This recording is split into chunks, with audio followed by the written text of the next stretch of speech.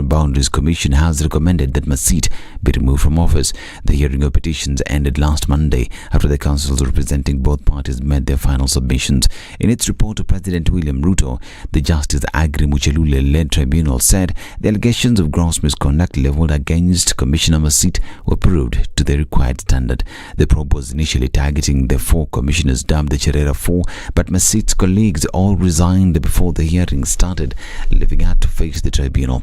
It commenced on December last year, and the hearing of witnesses' testimonies last month, with former IEBC chairman Wafula Chebukati testifying last. President William Ruto has appointed the selection panel for the recruitment of the nominees for appointment as the chairperson and members of the Independent Electoral Boundaries Commission. Through a Gazette notice dated February 27, 2023, Ruto appointed a 7-member selection panel 2 weeks after he declared vacancies at the electoral body, paving the way for the recruitment of new commissioners. The head of state picked Bethel Sugut, Novins Aurelia Atieno, Charity Eskisotu, Evans Misati, James Benson Ngugi, Nyeri, Nelson Makanda and Fatuma Saman to lead the exercise.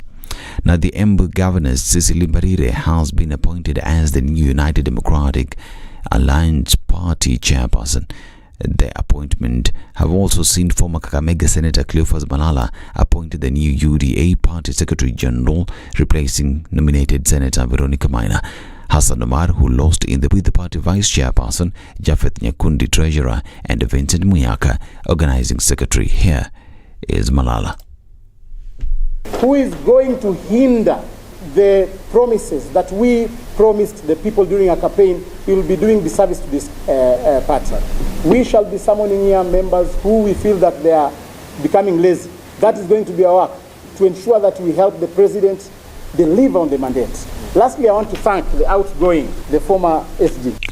Maina has thanked all officials and members of the party who made her reign a success for encouraging the incoming officials to stand firm and play their respective roles. Even through the Bomas experience, now Bomas experience was the only experience that was on camera, but the men and women who stand here behind me spent many hours, sleepless nights, working for the party, and we pray that even the new officials that come in, we treasure the membership, we treat them with a lot of dignity and respect, and we nurture and make sure that their needs are met and that the party continues to strengthen every structure that it has. So I want to say thank you, and I want to congratulate our SG, our new SG, together with the other officials, and I wish you all the best. Thank you, thank you, thank you.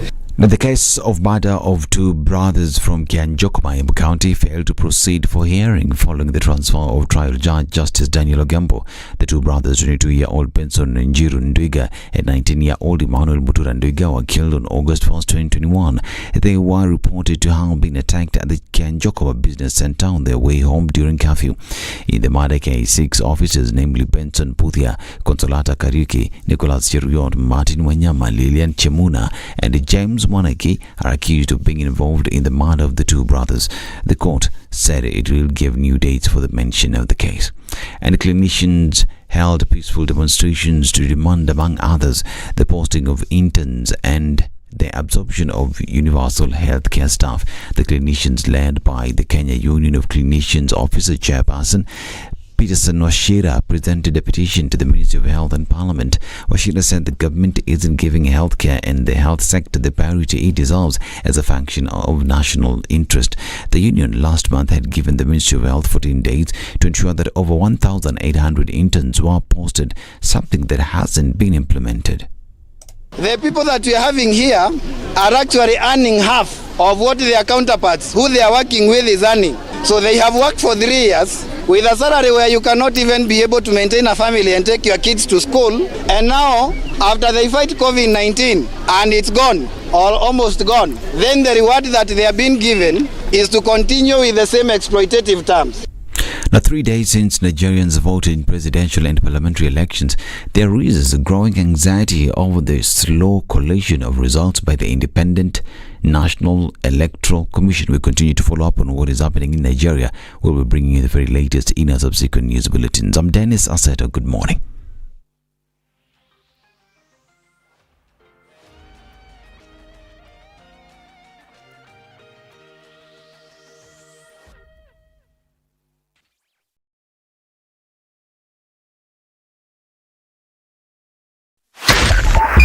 102.5 SpiceFM, Kisumu.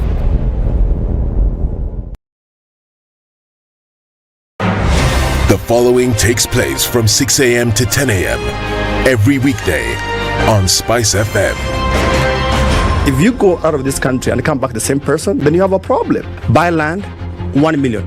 Put it there for 5 years.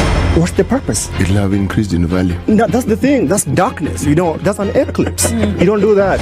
I hope you don't believe that a hustler is a poor person or that all hustlers are poor. I've seen that conversation. Tell us, who is a hustler? Who's a hustler? Hustler is a person who is making a living through hard work.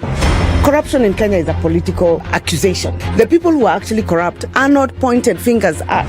Kenya is not free. Kenya imeshikwa na mateka. It's under siege. Have you seen that lodge on Nyeri Road? Very high fence. You can't even Windows sleep inside. Up near the ceiling. Yes. And if you walk there at midnight, you see bats the size of cows. And when it rains, it doesn't rain on that building. Yes. When you're at All Saints and it's raining, it doesn't rain on that building. The things people will believe. The Situation Room, Kenya's biggest conversation. Congratulations. You've seen the hand of the Lord. Thank you very much. I've earned another title today, this morning at Spice FM. Mama Justice, I don't mind it. Joel in Kericho. Salama sana Heri, habari ya asubuhi. Salama bwana. Mambo namna gani? Salama kabisa bro. Mambo ya aina Moi kuliendaje? Mambo ya aina Moi, vile nilikwambia ndugu yangu, alienda asubuhi na ile gari ya kwanza. I must have missed it. So did I. Even if somebody was to render you irrelevant, there is still work you can do. Okay, sawa. I deserve to keep you accountable. You deserve to give me a report. You don't work for me. No, I don't work for you. You work for me. Do you like that Freudian slip? Lovely, isn't it? Thank you very much. The Situation Room, Kenya's biggest conversation.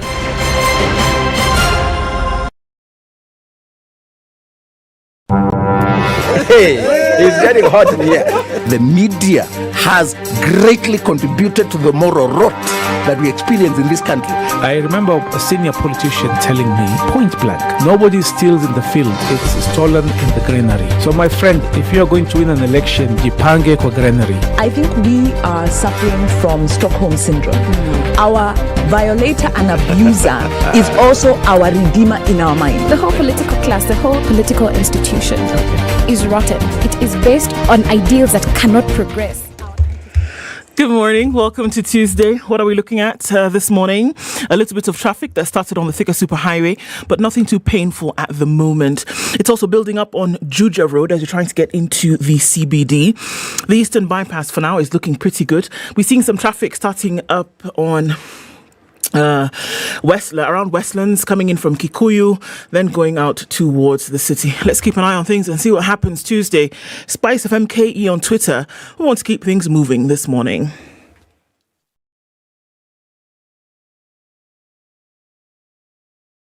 Spice FM. Spice up your life.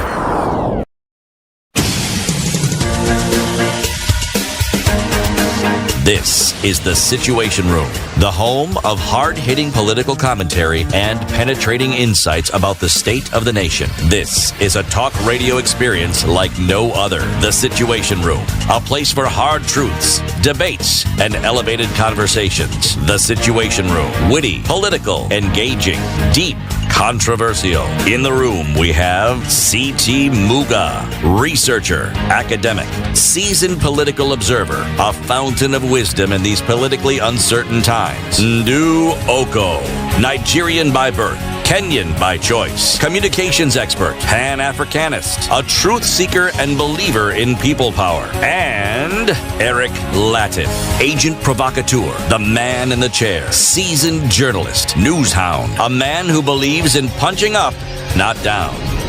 This is The Situation Room, the only way to start your day. The only way to start your day. It's 9 minutes after 6 o'clock. Good morning and welcome to Tuesday. I'm trying to arrange everything. No, it's not agreeing to arrange. How are you this morning? Hope everything is honky-dory, as we say. Everything is slowly coming together. Welcome to Kenya's biggest conversation, getting into the thick of things when it comes to things happening around the country and indeed the world. Siti, good morning. Good morning. How are you? Fine, thank you. You're good? Well, thank you. How was the rest of your day yesterday? Repeat every question. My rest of the day was very good. Your rest of the day was good? Yes, it was. Fantastic. There's a guy. His name is Eric. And he's joining us in a hot minute. You know, slowly taking his time. After all, imwaka to sublimu na mtu yote. Things like that.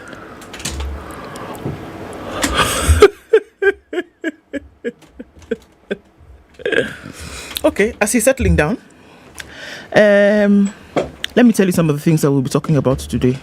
Shall I do that? Yes? No? So you answer, Siti. Oh, sorry. Yes, please tell us how we are doing today. Oh, good Lord. Okay, so why the Ruto versus Raila Maandamano spat is politically tone deaf. We'll be having a conversation around that at 7 o'clock. And then come in at 8 o'clock, Dr. Jalemba Aluvala, who is from the Kenya Medical Research Program, KEMRI. We'll be talking about improving hospital care for children and newborns. So we're having that conversation at 8 o'clock. And then at 9 o'clock, Christine Konge, who's the executive director of the Katiba Institute, will talk about unpacking the Supreme Court's decision on the LGBTQ organization registration in Kenya. It's going to be an interesting morning, don't you think? Eric, how nice of you to join us. Good morning. Good morning. How you doing? Me? Me specifically, or us generally? You. Me, I'm fine, thank you. You're fine, thank you. I'm fine, thank you. Siti, did you go back to the barber yesterday? No. She's looking different. He just combed his hair. Meaning yesterday I hadn't combed my hair? You went to the saloon. Salon.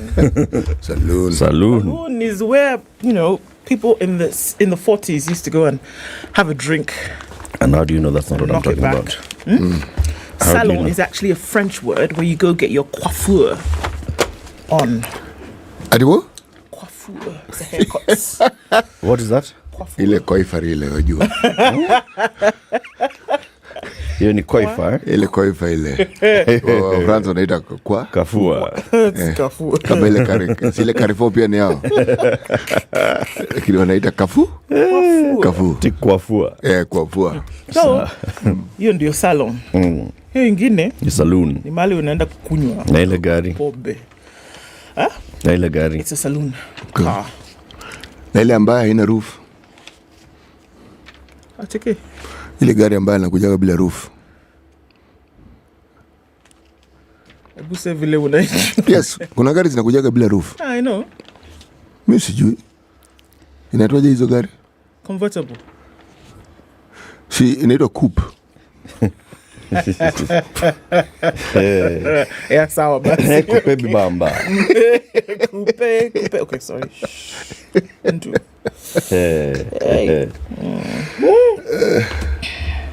You know, I've always wondered, tofauti ya coupe na cabriolet ni nini? But Aisuru. Tika what? Cabriolet. Unajua imeandikwa vile nimeisema. Cabriolet. Yes.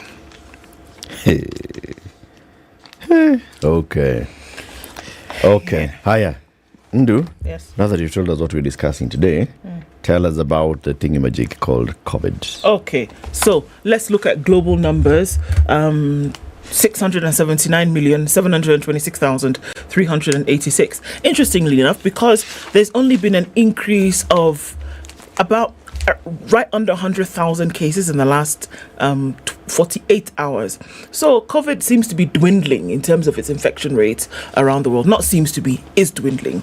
And just looking at the numbers coming in from IATA, looking at the numbers coming in from many countries who then now have dropped their strict COVID regulations, we're seeing that things are getting better in terms of the infections and the severity of those cases that actually have been hospitalized. It continues to be that the call is go out and get vaccinated because, it offers your first line of defense. It now sounds as though we are a broken record because we keep saying the same thing over and over and over again. The US is wagging its big finger, or rather its little finger, or a finger rather, at China, and it's saying, China should be honest on the COVID origin. We don't like this kind of thing. We know from our surveillance that something happened, and we're only asking you to tell us the truth about what happened. Kettle pot situation. Come sir. So that's it right now. The US is insisting you must tell us if there was actually a leak. You must let us know what happened. Really? And they've been on that story for a while. They have been, and every day somebody new says something about it. To what end? To what end? So if you know, you know. So we can blame someone. Yes, so that we can keep pointing this finger, and then we can take this pot of blame and lay it squarely in the lap of somebody. Short-sighted. So even you, with your measures or non-measures or things that you did or did not do, you will not be blamed because after all, it did not come from you. Isn't it? That will be used politically. And short-sightedness is because you set in motion that process of asking questions. Are you ready to respond to questions when similar questions are asked of you? Because they will be asked. This is it, exactly. They will be asked. Because there is something called the research world. And they will come up with their findings and they will tell you things that you may not particularly want to hear. Yep. Yes, so keep asking the questions. Keep asking. It's okay. Uliza tu. You keep asking. Utajibiwa. But while you're at it, find fault. Just ask. Just be asking. It's okay. That's your business. All right. 17 minutes after what? After 6. And what now we're going to do is take a break to take a look at the weather forecasts. Tell us where you're locked in from. Good morning and happy Tuesday. It's the last final day of February 2023. This is it. We're crossing over into March, and you have between now and Friday to make sure that you subscribe to Showmax.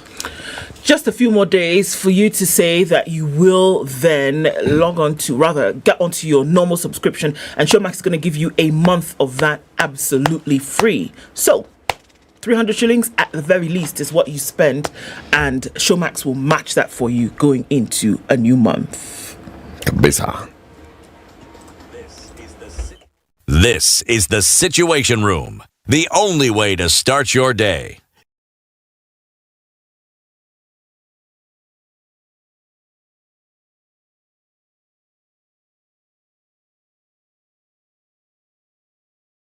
Get 2 months of Showmax for the price of one. In a give, Real Housewives, rich auntie vibes, and that bling. Sama kuamoka. Toast to luxury. In a give, single Cassie, girl power. Cheers! And gravity-defying Top Gun victory flyby. Haven't any fun yet? Woo! In a give Kupindukia. So subscribe now to get 2 months for the price of one from only 300 shillings for limited time. In a give Showmax. Sign up at showmax.com. This is 00 Direct, woman host, music by women, and only women guest. Everything is so larger than life. You kind of have to have a good understanding of who you are. You could easily lose yourself. We have a global approach in the programs that we put together, meaning that it's not just about refining my business, it's about refining the industry, it's about touching the youth and making sure that 18 degrees and partly cloudy conditions in Nairobi. We'll see highs of 28 and lows of 16. It's clear at 16 in Nakuru, highs of 30. We'll see highs of 27 through Nyeri today, where it's mostly clear at 12. It's 12 and partly cloudy in Eldoret, highs of 27. And looking into Mombasa, we'll see highs of 32 down to lows of 24 today. Malindi will see highs of 31. It's partly cloudy currently at 25 and 20 and cloudy in Kisumu, highs of 28 and lows of 20. 17 and partly cloudy conditions in Kakamega, highs of 30 and lows of 17. Let's look out into Kampala, where it's cloudy at 20, highs of 26, and we'll see highs of 31 in a mostly cloudy Dar es Salaam at 27. It's partly cloudy at 15 in Johannesburg, highs of 26, and we'll see highs of 33 in a cloudy Lagos. 24 and partly cloudy in Kinshasa, highs of 30 and lows of 24. It's 12 degrees and sunny in Beijing. We'll see highs of 14 and lows of -1 Tuesday. 0 and partly cloudy cloudy in Paris, highs of 5 and lows of -4. And it's 3 degrees and mostly cloudy in London, highs of 8 and lows of 3. 1 degree and a snowy night in New York. Coming into Tuesday, we'll see highs of 6 and lows of 0.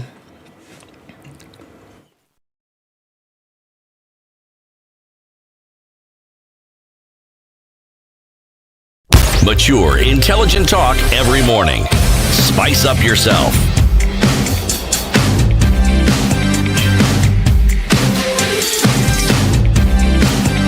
Mornings done right. 94.4 Spice FM, Nairobi. Elizabeth Wanyoike Muli says, good night from Orlando, Florida. Well, good night to you too. Well, Kimilili is tuned in, and Crystal Clare, that's where Amos Freeman is. Good morning, Mombasa is tuned in. Robert, good morning to you.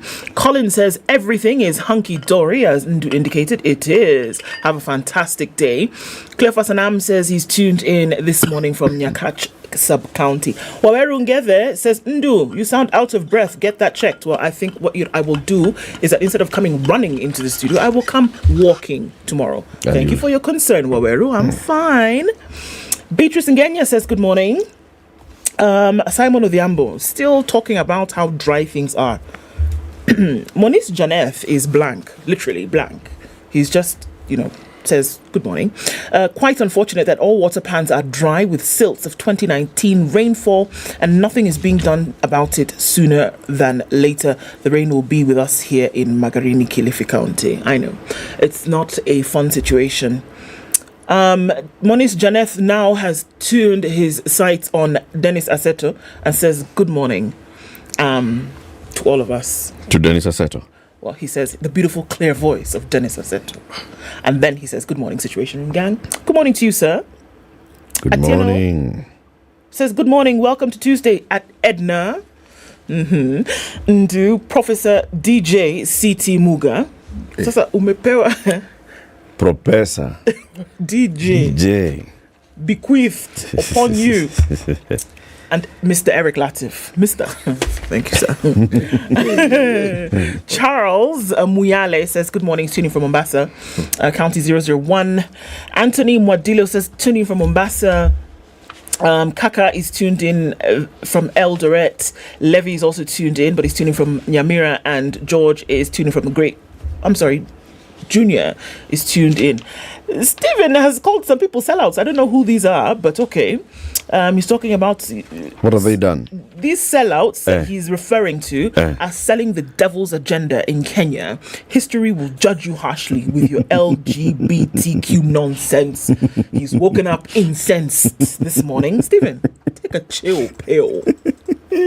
Everything is going to be all right. Abby? Abio. Abiro. Asaba Pro says good morning. He's here and he's greeting his mom in Bujumbura. Oh, hello, mama, in Bujumbura. Kim Tai Destiny says he's tuning from Narok. Oh, actually, he's asking what the frequency is for Narok. Would you mind? Is that one? Okay, thank you very much. John Wangi says, my gadgets, I tinkered at them to always tune into Spice for the Enlightened show. I cannot twiddle radio knobs at all or press remote to change when the show is running. Thank you very much, sir. Very good. Tuned in from Kakamega, that's where Zachary is. Hey, you guys are looking amazing. Salimia huyo msichana wetu sana. Sasa nani huyo? Si wewe. Bana, I think they're talking about that chicken inside there. Yule mrembo Palandani. Good morning from Walimu, Reagan, Sigay, Mercy. Everybody's tuned in. People are trying to tell me that Peter Obi has lost. Okay, wait and see. Good morning, Nakupata Viema, Nikiwa Obule Teso. That's where Query Shadrach is. And County 019. Did you know that one? Do you know? Did you say yes? Yes, I don't know. It's drizzling in Ongatarongai. Very good. That is what Kungu has said this morning. And it rained in Kisii yesterday. Yes, it did. Very good. Classmate who went to Shags and said he was met with the rain. Proper rain. It rained, kabisa. It's a coming. In fact, I will send you the so you can actually see it.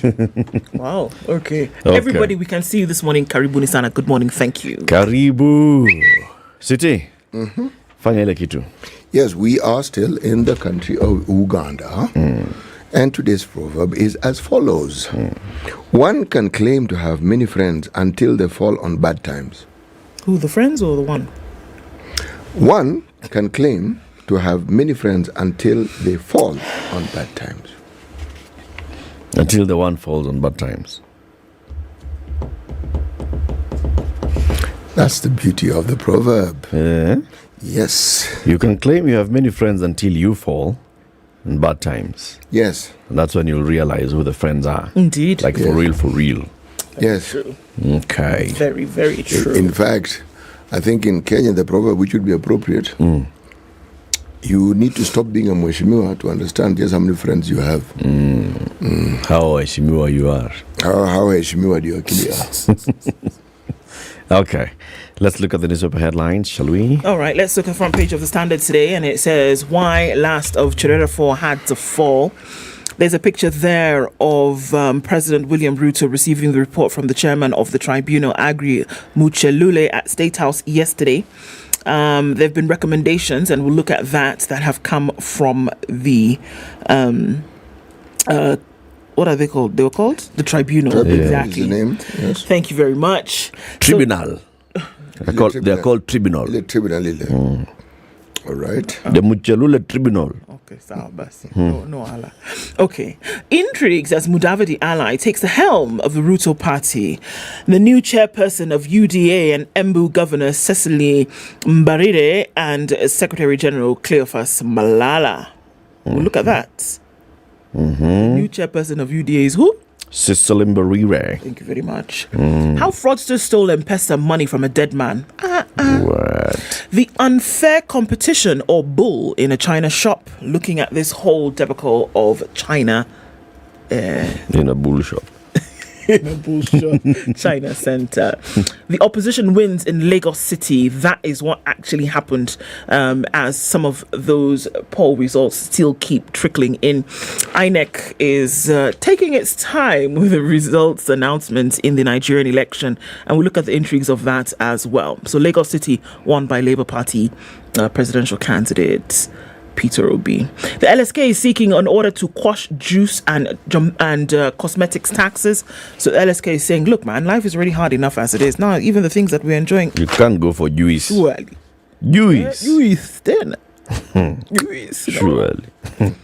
On the front page of The Nation and lipstick. No. Ruto takes on Uhuru. Payback is the question. Ruto takes on Uhuru with just 2 weeks to the statutory deadline for his predecessor Uhuru Kenyatta to leave active politics. President William Ruto and his Kenya Kwanza administration are not taking chances. From reversal of policies to revocation of appointments, the president seems keen to rein in Uhuru. How's that for a play on words? Trade war puts DP in a spot. This is again over the China Square. And Kenya Power takes a hit. Utility firm to incur another 6.5 billion shilling loss on extension of tariff cut. Bana. From everything we've heard, the one thing Kenya Power seems to do well is to lose money. Have you? Yes. So, and they do it very well and with regularity. Yes. So properly. If this consistency is maintained, we have to ask why it is they should remain where they are.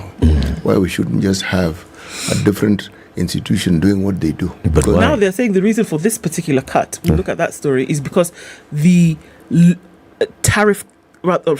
this particular loss is due to the tariff cuts that have now been extended to April. By the way, there's always a Let's look at other headlines. Yes. Headline in the Business Daily. Yes. Kenya Power tests regulator with bills set in dollars and euros. The Kenya Power will start charging some of its customers in dollars and euros to shield the utility firm from foreign exchange losses following the weakening of the shilling. Eric, how do you connect that with the story? No, when we get to telling the stories... They warned consumers whose revenues are in dollars and euros to pay it using the foreign currencies. All right? If your revenues are in dollars and euros, we bill you in dollars and euros. Safaricom cuts interim dividend for first time after profit drop. Yep, they have... The profit dropped. And what have they done? They are reducing the interim dividend. They have trimmed the interim dividend by 2.4 billion shillings on the back of reduced earnings in the half-year period, making the first cut since it started distributing profit to shareholders before the end of a financial year. The Giant Telcos board has approved a payout of 0.58 shillings per ordinary share, or an equivalent of 23.2 billion shillings for shareholders on record by March 15th. Okay? Okay. Hiya, the other tickers. Mobile loans from grave joint Safaricom class lawsuit. That's a story that you are telling us about. That's in the Standard, page 2, right? Mm-hmm. And the manufacturers cut 6,800 jobs despite tax incentives. The Star City? Star? Right. Top right-hand corner in green. Most unnecessary. 21 pregnant women die every day, warns WHO. Wow. This is on page 4 and 5. Globally. Yes, it is global. Globally, only 21,000. How many? 21 women die every day. Where? So is this in Kenya? Papa Kenya. Ah, No. I thought so. Yes. So, Uhuru Raila men hatch plot to rig polls. That's the tribunal. That's the headline. Yes. Finding could open a Pandora's box for officials amid push for a commission of inquiry into chaos that rocked Boma's National Tallying Center on August 15th. I like the way you say Bomas. Say it again. Sure. Findings could open a Pandora's box for officials amid a push for a commission of inquiry into the chaos that rocked Boma's National Tallying Center on August 15th. Now, on the left-hand corner, there's a picture of the governor of Nairobi, one Brother Johnson Sakaja. Why I want audit done on City Hall billion Sakaja. Headline. Below it, tempting target. Chinese robbed of valuables and cash in Kajiado. Yes. Okay, let's take a break. It is 28 minutes to 7. Have you thought of flying? Have you thought of flying better? Then you better think of Emirates. Fly better with Emirates, and particularly if you think of going into what are you looking at me? So I'm looking at you. Even distract me. I had this thing all lined up, and Let then me you close gave me my that eyes and look at City and talk. Fly better with Emirates. Business and first class. You're treated like a king or queen that you are. 27 to 7. Back shortly. This is the Situation Room, the only way to start your day. I have a brother. He was a pilot. He was laid off. He came to a policeman. He messed up. He went from a pilot to a policeman. Exactly. He stole a jet. Yeah. In fact, you should be lucky he was not court-martialed. The Spice Drive. Big hair and the biggest hits from the best decade.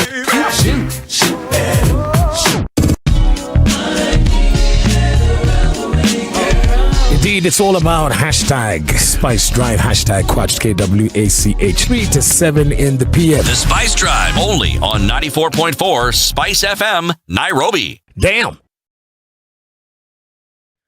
Okay, so we see traffic building up on Jogo Road this morning. Really busy getting into the city. Landys Road is also piling up quite some. We saw some movement that has started on the Thika Superhighway, but nothing too crazy, at least not for now. There is traffic going towards the Pangani Underpass. There's traffic coming off of Kiambu Road. Then everybody's meeting at Muthaiga Square for a good jolly old party of traffic this morning. All right, who else? Coming out of Westlands, not too bad, off of Waiaki Way. James Gishuru is also starting to build up, but nothing too crazy at this point. We'll see some traffic then getting out towards the Nyeri Stadium roundabout. It's coming off of Uhuru Highway, so a little bit here and there. So traffic has just begun. We're not seeing the craziness that we saw yesterday morning, but we'll keep an eye on things and see how Tuesday pans out. Talk to us on SpiceFM KE on Twitter.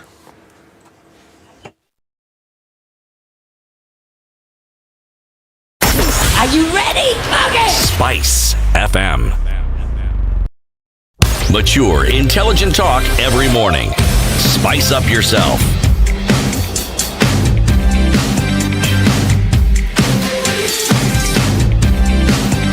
Morning. All right, 25 to 7. Tell us.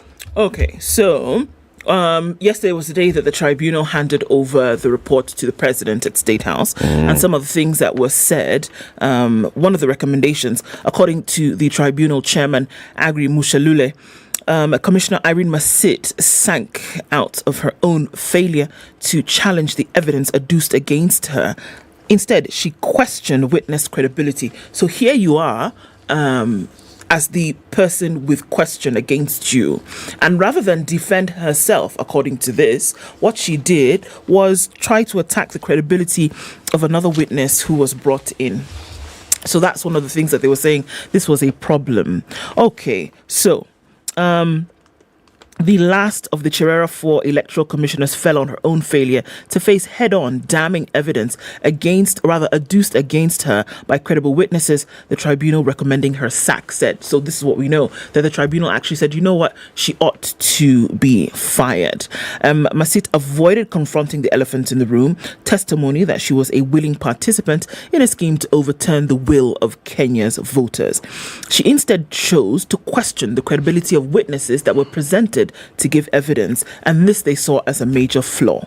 She did not file any affidavit or document, nor did she call any witnesses to rebut the grave allegations that were leveled against her.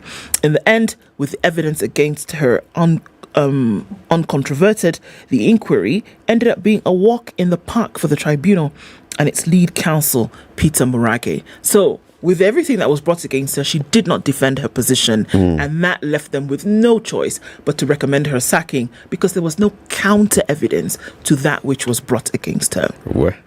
So they said all the above mentioned evidence remained uncontroverted. It was subjected to cross-examination by learned counsel for Commissioner Irene Masit. The evidence, according to us, remained unshaken, and we accepted, according to the tribunal. They said a number of things.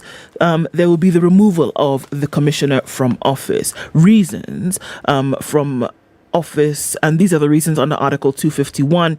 Number one was serious violation of the Constitution or any other law, contravention of Chapter 6, which of course deals with integrity, gross misconduct, physical or mental incapacity, incompetence, bankruptcy.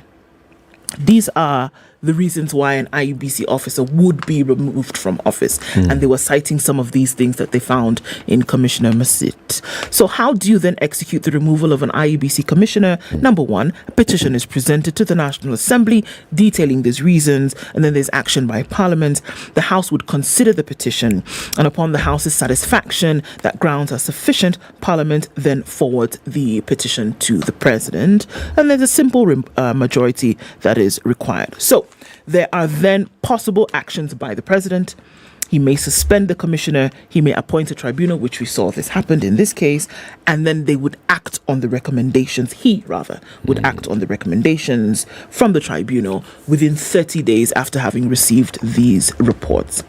So, it looks as though this exact thing that has been recommended by the tribunal will be done by the President. In this particular case, does an IEBC commissioner have the 30 days to go to the Supreme Court, like we saw in the case of a judge?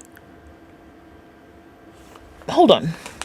Because in the case of a judge, you say he had a window within which to go and challenge the findings of the tribunal in the Supreme Court. So here the President needs to act within 30 days. Yes, he does, yes. Can Irene Masit go to court?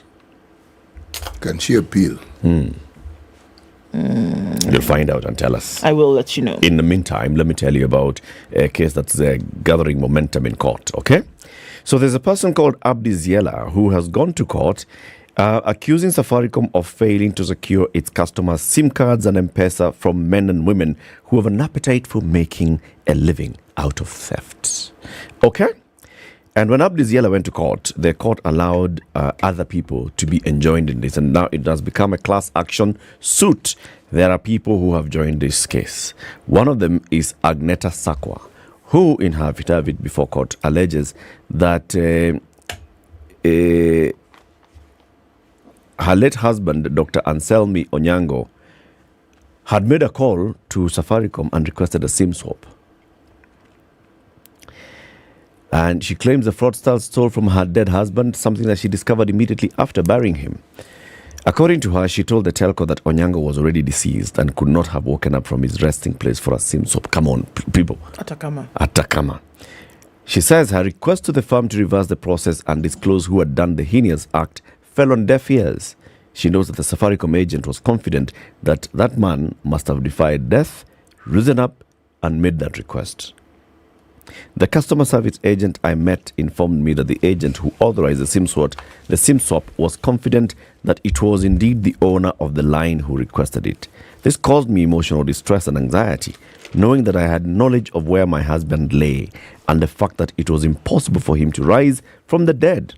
Now, in the court papers, she says when the line was replaced, she noticed messages that Mshwari, Timiza, KCB and Fuliza loans were all taken in a span of 3 minutes in August last year. The fraudsters took 5,232 from Mshwari, 13,815 from Timiza, a KCB loan worth 2,715 and Fuliza 28,000. And they also took away with his accumulated bonga points of 63,000 bonga points. Good grief. They weren't leaving anything, were they? They just swept everything clean. The number at the heart of it, she claims, is allegedly owned by somebody called Charles Murungi. Provided that information to Safaricom and the police, but no action was taken.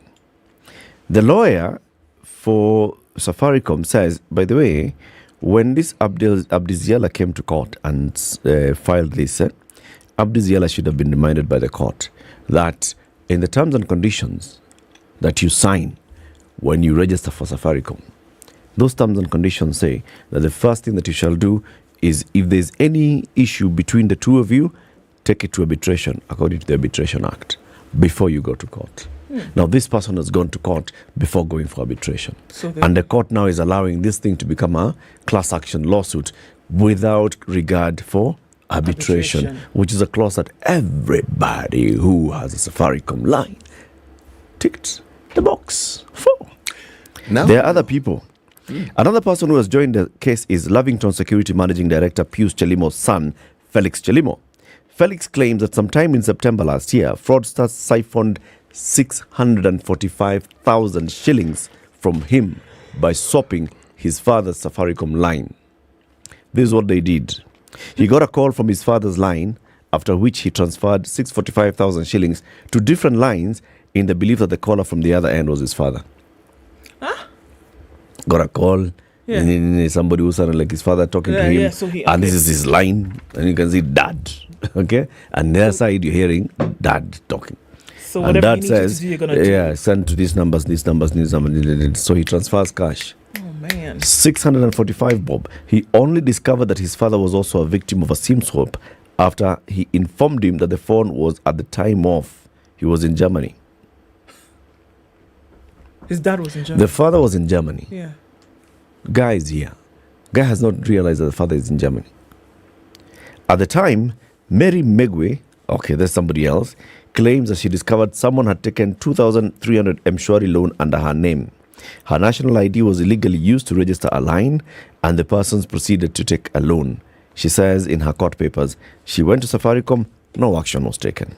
Somebody else, Bashir Farah, claims he lost 2 million shillings from a SIM swap. He learned that the fraudsters managed to access his bank account and siphoned the money using his mobile number. Good Lord. He is accusing Safaricom of negligence, adding that it was within their knowledge that he was out of the country because their system was showing that his number was in roaming mode. So all of these guys are enjoined in the suit? Yes. Class action? Yes. But does it look likely, if that first clause that you've mentioned, that you must seek arbitration before you take it to court, does it look likely then that this case will go much further than a mention? Because if it's something you signed and it's binding between yourself, see, all of you can come, and then court advises you, okay, guys, go to arbitration. Go to arbitration. Now that all of you are here, maybe you had not known, go to arbitration. But we cannot handle now this that thing. Point of arbitration. Let's see what the arbitrator says. Yeah, it'll be interesting to see if there's a case to be heard here. There's SIM swap. There's all. Will Safaricom actually in arbitration? What will Safaricom say? one of the things that cases of this nature bring to the fore are details that one is often not aware of. Like I wasn't aware that if I have an issue with Safaricom, it goes for arbitration. Now I know. Now you know. But it will raise other issues as well. It will, Yes. It will raise very many other issues, and they will be questioned. Yes. So it's setting things in motion. Same with what you read, Ndu. The matter of the Cherera 4 tribunal, otherwise known as the Muchalule tribunal. Yes. Interesting findings.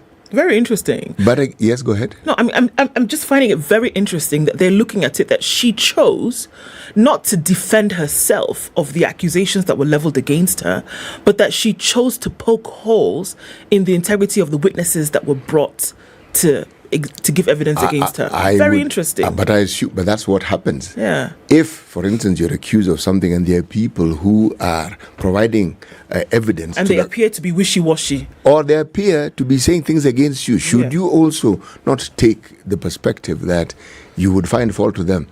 All I'm saying here is, everything notwithstanding, it's what they've set in motion here. These things, you make that finding, we file it, we keep it, it's a precedent, isn't it? Yes. Pray it doesn't come back to bite you at some point. Remember, there was something that was considered the judicial surgery that took place when one Mwai Kibaki became president. Do you know what happened? Cases that certain judges had ruled on came to haunt them. They were questioned. And there were issues, and many, many learned friends lost their positions. Some chose to resign before time. So, when these decisions are made, as you would say, voila. Let's just hope. What you've done is the right thing, so even with posterity, you will actually be on the side of what is right. If not, well, we will see, won't we? Kabisa. Haya. Tell us, City. There's a story that I read. 21 pregnant women die every day. This is in Kenya, okay? Now, this is a story that arises from what the WHO has in its 2020 report, Trends on Maternity and Maternity Mortality Report, okay? Now, these statistics that they came, that are reported,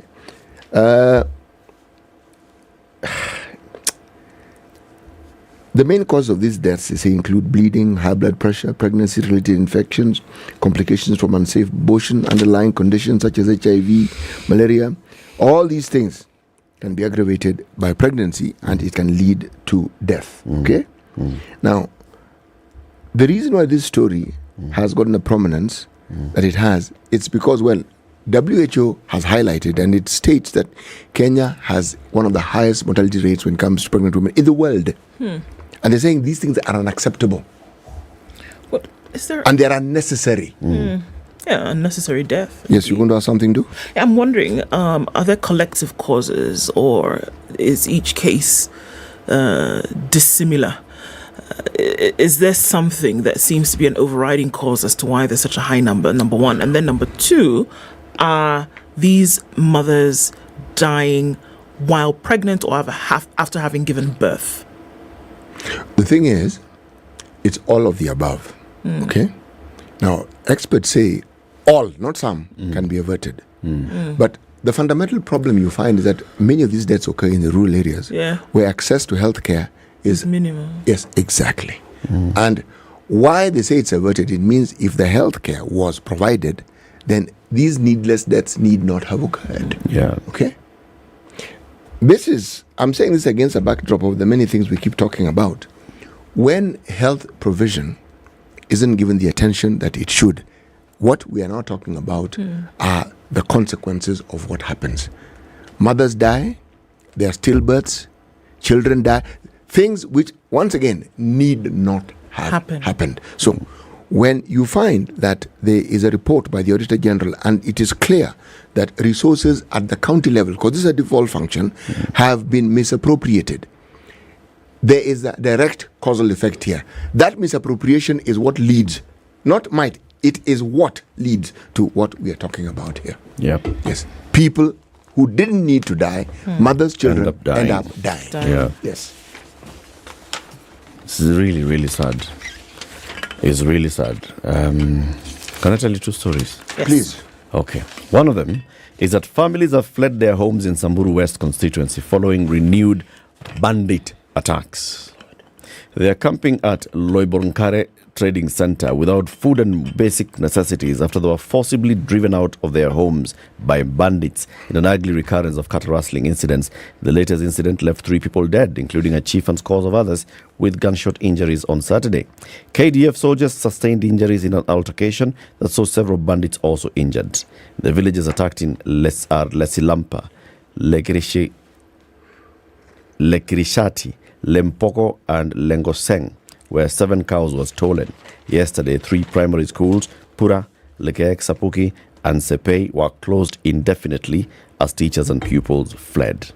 Samburu West MP Naisula Lesuda visited the displaced families to condole with those who lost their children. She says, I want to thank the security agencies for their quick response after the attack, but more still needs to be done. Yoni Moja. Operation, the bandits are killing KDF. Yes, they are. Atimalata nani? Jesh. Lete wow. Who are these people? My good Lord. Who are these people? Who are these people? Why don't you take a step back and ask a very fundamental question about our disciplined forces and the people who populate it and at what point they exit. Those who run away, okay, are not in question. But for most people in disciplined service, after 9 years, you can leave. Okay? Now, when these people leave, where do they go to? You left school, went into Jeshi. That is a skill you have. Where do these people go to? Do they become watchmen? Do they become cattle herders? Depending on where they come from. What do they do? And remember, they're trained. Yep. 9 years of training, you are trained. So, are we saying that there is a shortage of manpower who actually are trained in warfare and who know how to handle weapons? There are very many in this country. There are many. So, extrapolate on that one and ponder on it and ask yourself a very simple question. For the longest time, when you talk about the disciplined forces, where have the majority of people who are in the disciplined forces in this country come from? Just ask that simple question. Do the maths and ask yourself, when you have a problem, are you dealing with just ordinary wananchi who were given a gun at the age of 3 or 4 or 5 or learned, or do you actually have people who train them and who know exactly what to do with these weapons?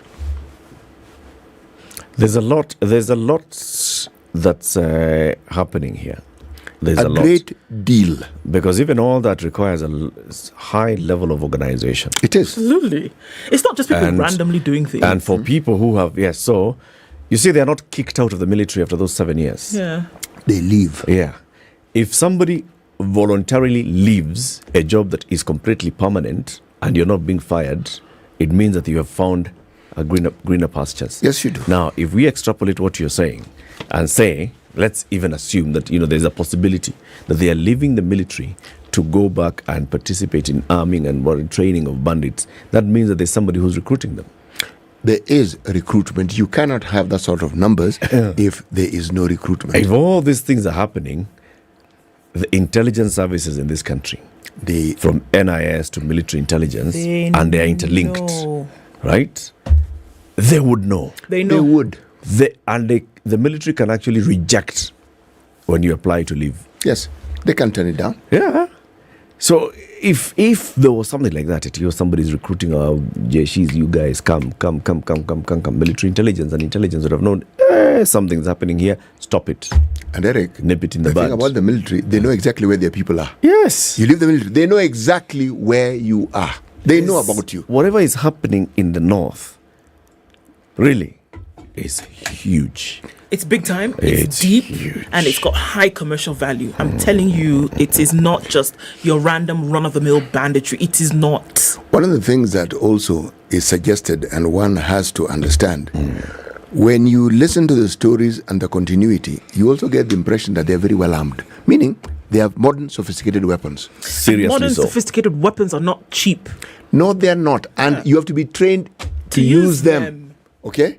What are we now, saying? the question I have to ask is do our military, do our police also have equally sophisticated weapons? You know, the questions in this particular matter that we keep discussing, there are more questions than there are answers. And it's really scary. Yes. The second story before you come in, I'm sure you have one. The Law Society of Kenya has moved to court to challenge the proposed increase of excise duty stamp cost. The lobby, in its case against KRA, Parliament, the Attorney General, argues that an upward adjustment of excise duty will further hurt Kenyans who are already barely surviving due to the decline of the shilling, the purchase power, high cost of electricity and fuel, among others. According to LSK, there is no justification for why KRA should increase the price of excise stamps, as they are only meant to weed out counterfeits. LSK has gone to court and said, wait a minute, wait. This is the cost of the stamp itself, okay? This person that you've contracted to supply the stamp has told you, I can only charge this. John is this one. It has gone up. LSK is asking, what? It's not gone up. It's actually doubled. What? 1 shilling and 50 cents to 3 shillings. That's double. Can you imagine? Yes. And this is the cost of the stamp. And you must have the stamp on your product. You must. There's no. Let's talk about it. Yes. Yes. Indeed. LSK. Remember, it's the same LSK that went to court on the CASs. Yes. Same LSK that has gone to court on several other matters. Good stuff. Doing the business, absolutely. Doing that. Hi. The opposition wins in Nigeria's biggest city as results are starting to trickle in. The Labour Party's Peter Obi narrowly defeated the ruling party Bola Tinubu in his heartland. Remember, Tinubu was the governor of Lagos State. Lagos commands 15 to 18 million strong in terms of population. A tenth of Nigeria's population resides in Lagos. A tenth? Yes. And so it's a big deal. So number one, it's a very big deal. Little known Obi comes in and swoops. Candidate needs to have the most votes and 25% of ballots cast in 2/3 of Nigeria's 36 states to be declared the winner. And the Labour Party's Peter Obi narrowly defeated the ruling party's Bola Tinubu in his heartland. Results announced by state election officials are showing. It's the first time since 1999 that a party backed by Tinubu, a two-time Lagos governor, has not won the state. But Tinubu has won 3 of the 5 other states declared so far. 5 out of 36 states only have been declared in terms of results. And so when they say they're trickling in, they are actually trickling in. Tinubu has won in his southwestern strongholds of Ondo, Ekiti and Kwara, narrowly losing to Atiku Abubakar of the main opposition People's Party in Osun State, according to results by state election officials. Abubakar has narrowly won the presidential elections in Katsina, the home of outgoing President Muhammadu Buhari. The results from states still have to be formally announced by the head of the Independent National Electoral Commission, INEC, at its headquarters in the capital, Abuja. Delays in getting results from the states and the capital have led to growing frustration. The Electoral Commission has apologized for its unresponsiveness of the results viewing page on its website, saying a surge in use caused technical hitches. Of course they did. The election Saturday saw voting start several hours late in many areas and also attacks at some polling stations, particularly in Lagos. More than 87 million people were eligible to take part, making it the biggest democratic exercise in Africa. All Progressive Congress, which is the APC, and the PDP have dominated Nigeria's politics since military rule came to an end in 1999. Are they complaining? Who? The Obi guys. Everybody's complaining except APC. All parties have staged a walkout yesterday from INEC headquarters in Abuja, saying that number one, the results have been too slow. BVRs are not responding. There is no public tally being shown as they said would have been shown on day 3 of tallying, and they are saying they're not going to do this. There are 11 parties altogether who staged this walkout yesterday. And INEC apologized again and said that, we are cleaning. We're going to do something so better. Don't worry. All right. Keep it here for more conversations in the next hour. Good morning. It's 7 a.m. Time for the news.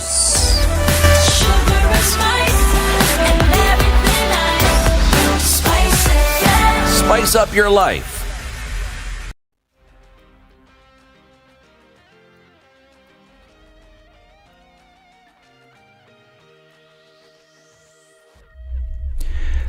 morning. This is News. I'm Dennis Aseto. The tribunal formed to consider the petition for removal of Juliana Cherera, Francis Wanderi, Irene Masit and Justice Nyang'aya from office as members of the Independent Electoral Boundaries Commission has recommended that Masit be removed from office. The hearing of petitions ended last Monday after the councils representing both parties made their final submissions. In its report to President William Ruto, the Justice Agri Muchalule-led tribunal said the allegations of gross misconduct leveled against Commissioner Masit were proved to the required standard.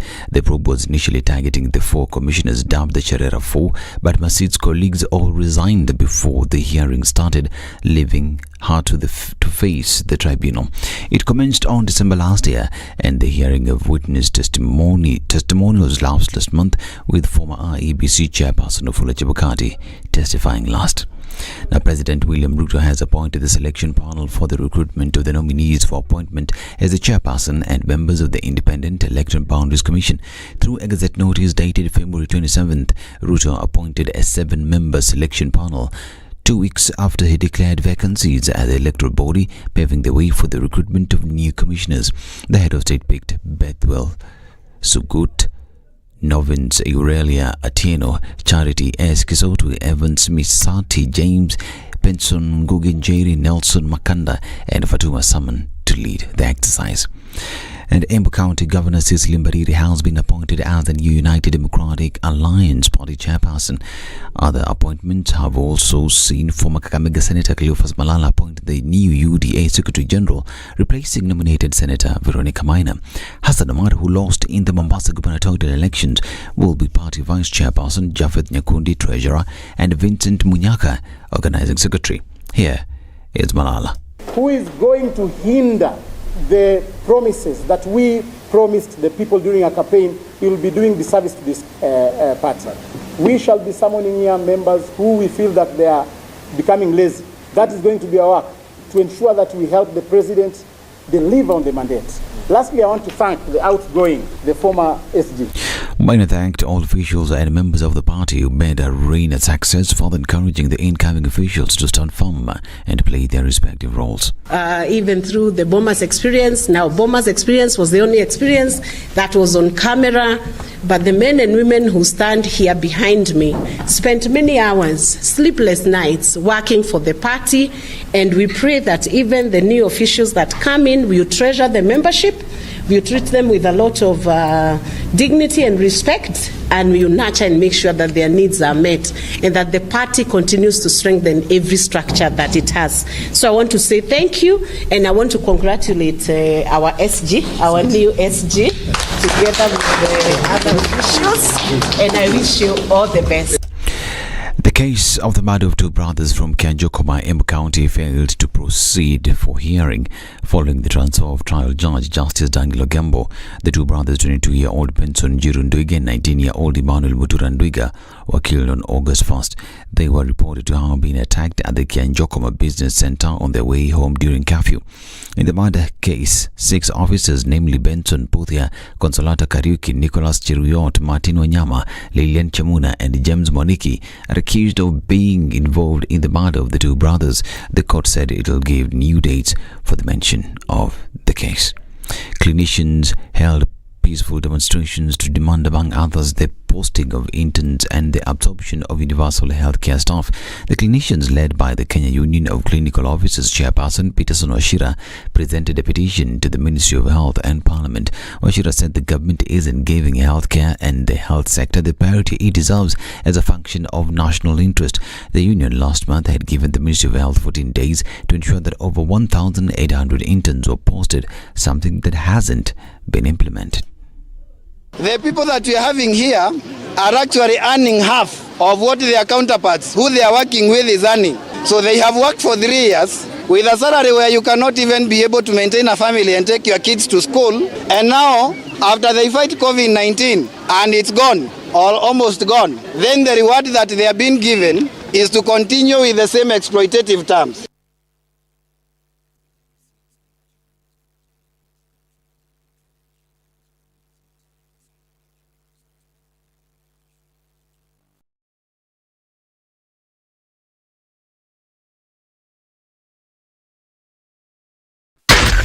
SpiceFM, Nakuru. A few minutes after 7 o'clock, and we're looking at traffic building up in many different parts of the city now. Jogger Road was heavy from 6 o'clock, and we're seeing that still continuing. Let's look at Ngong Road, just picking up on some traffic earlier. As well. The Southern Bypass has some traffic, all trying to connect towards Langata Road on the other side. And so we'll keep an eye on that. It's busy on James Gishuru, spilling over towards Waiyaki Way. Kiambu Road is also starting to build up. The Northern Bypass has been a beehive of activity the last few days, and it looks like it's going to continue with that. And it's the Eastern Bypass as well. Traffic coming off of North Airport Road, some spilling over to Outer Ring, the rest of it going out towards the Eastern Bypass. So, Tuesday morning and its traffic have begun in earnest. Getting into traffic hour early today. Let's keep an eye on things and see what it turns out to be. Talk to us on SpiceFM KE on Twitter.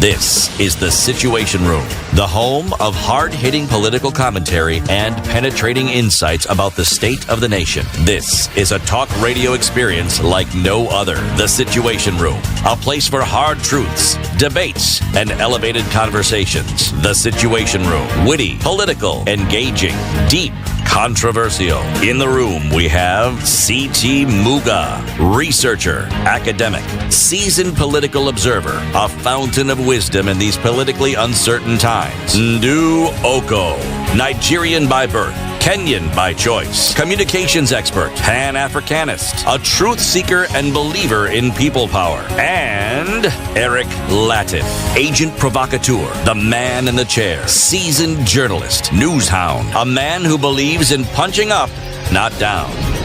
This is The Situation Room, the only way to start your day. Good morning and welcome to the second hour of The Situation Room. It's the final day of February 2023. You have until the end of this week to sign up for Showmax and enjoy 1 month extra free. If you just pay for a month, you get an extra month free. If you sign up for Showmax today, just go to showmax.com. Mm-hmm.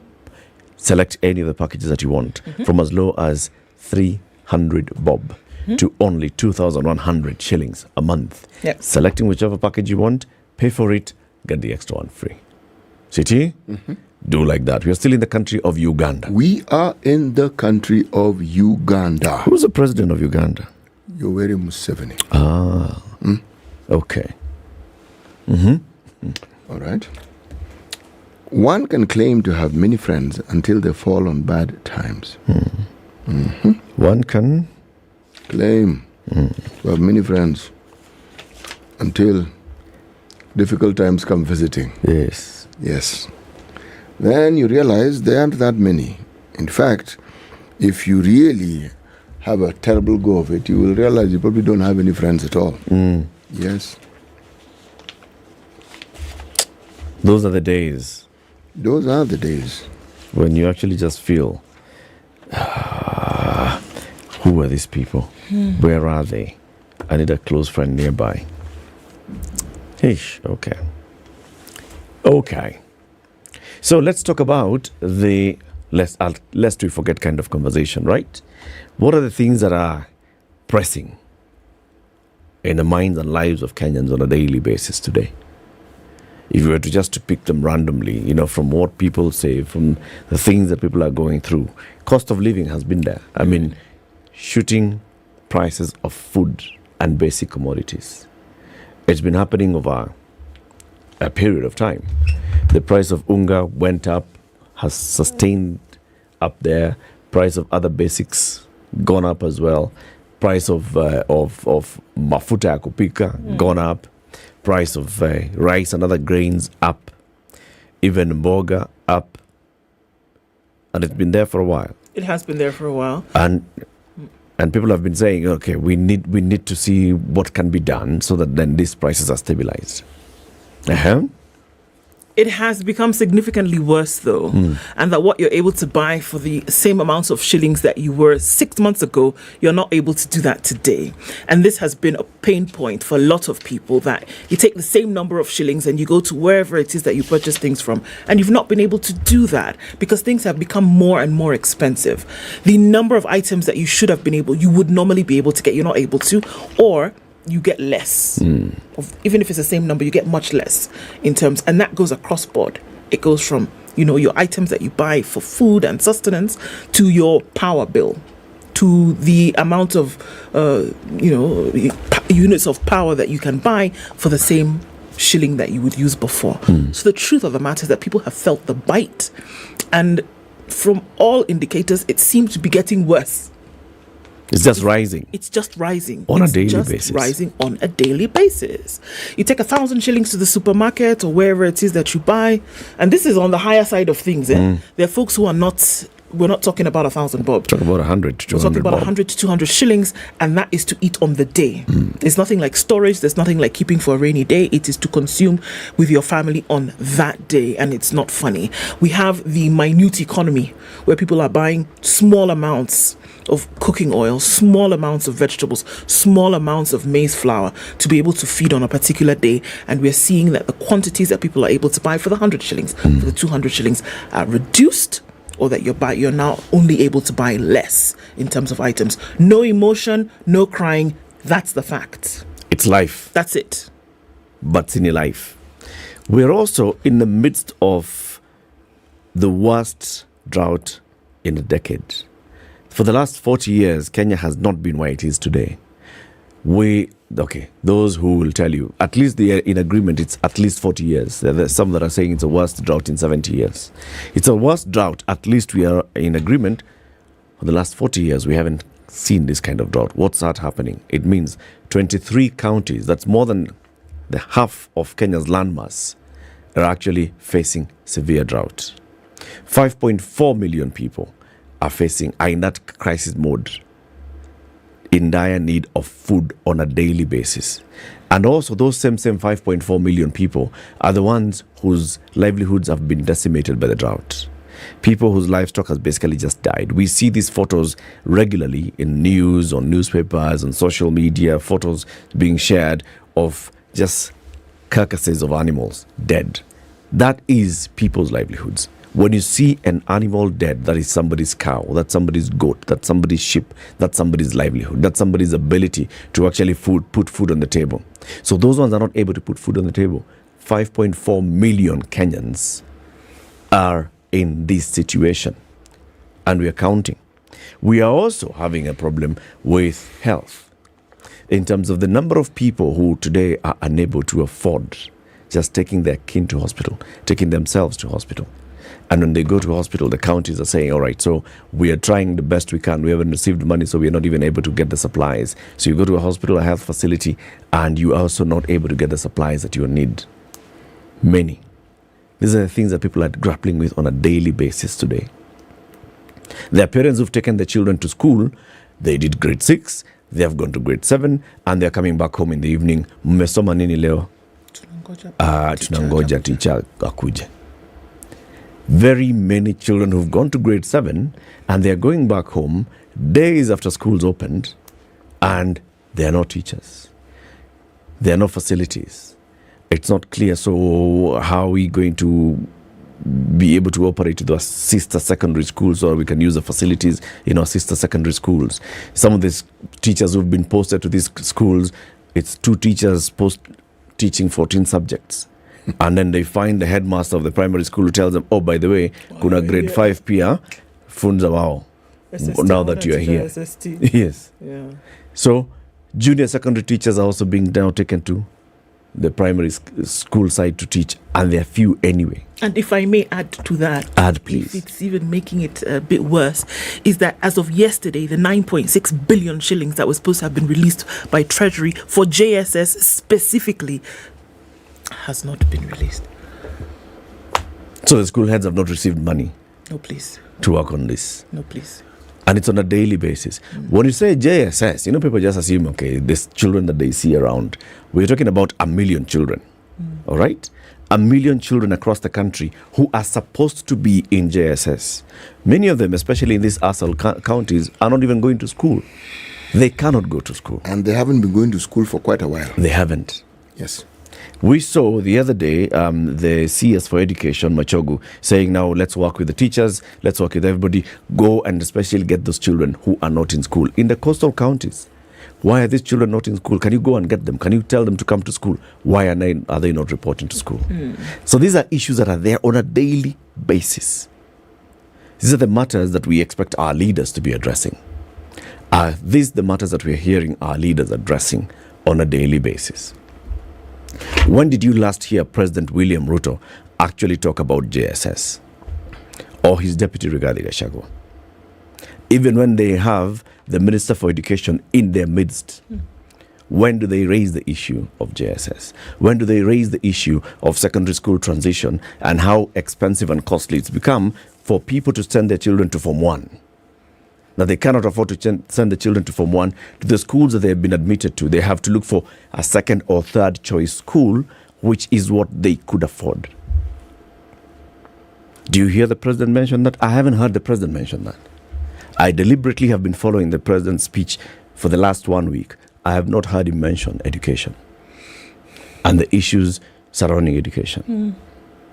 I have not heard him mention health and the issues surrounding health. Drought and the issues surrounding drought, and the fact that there are Kenyans today who are only waiting to have a single meal delivered to them. Or to look back and say, as a government, we formed a committee of private sector players, captains of industry, chaired by the Safaricom CEO Ndegwa, to mobilize resources to help our Kenyans. This is how far they've gone. This is how much they've mobilized. This is how much they are distributing. Have you heard the president or his deputy, who's in charge of this, talk about it in the last 1 week? No. I haven't.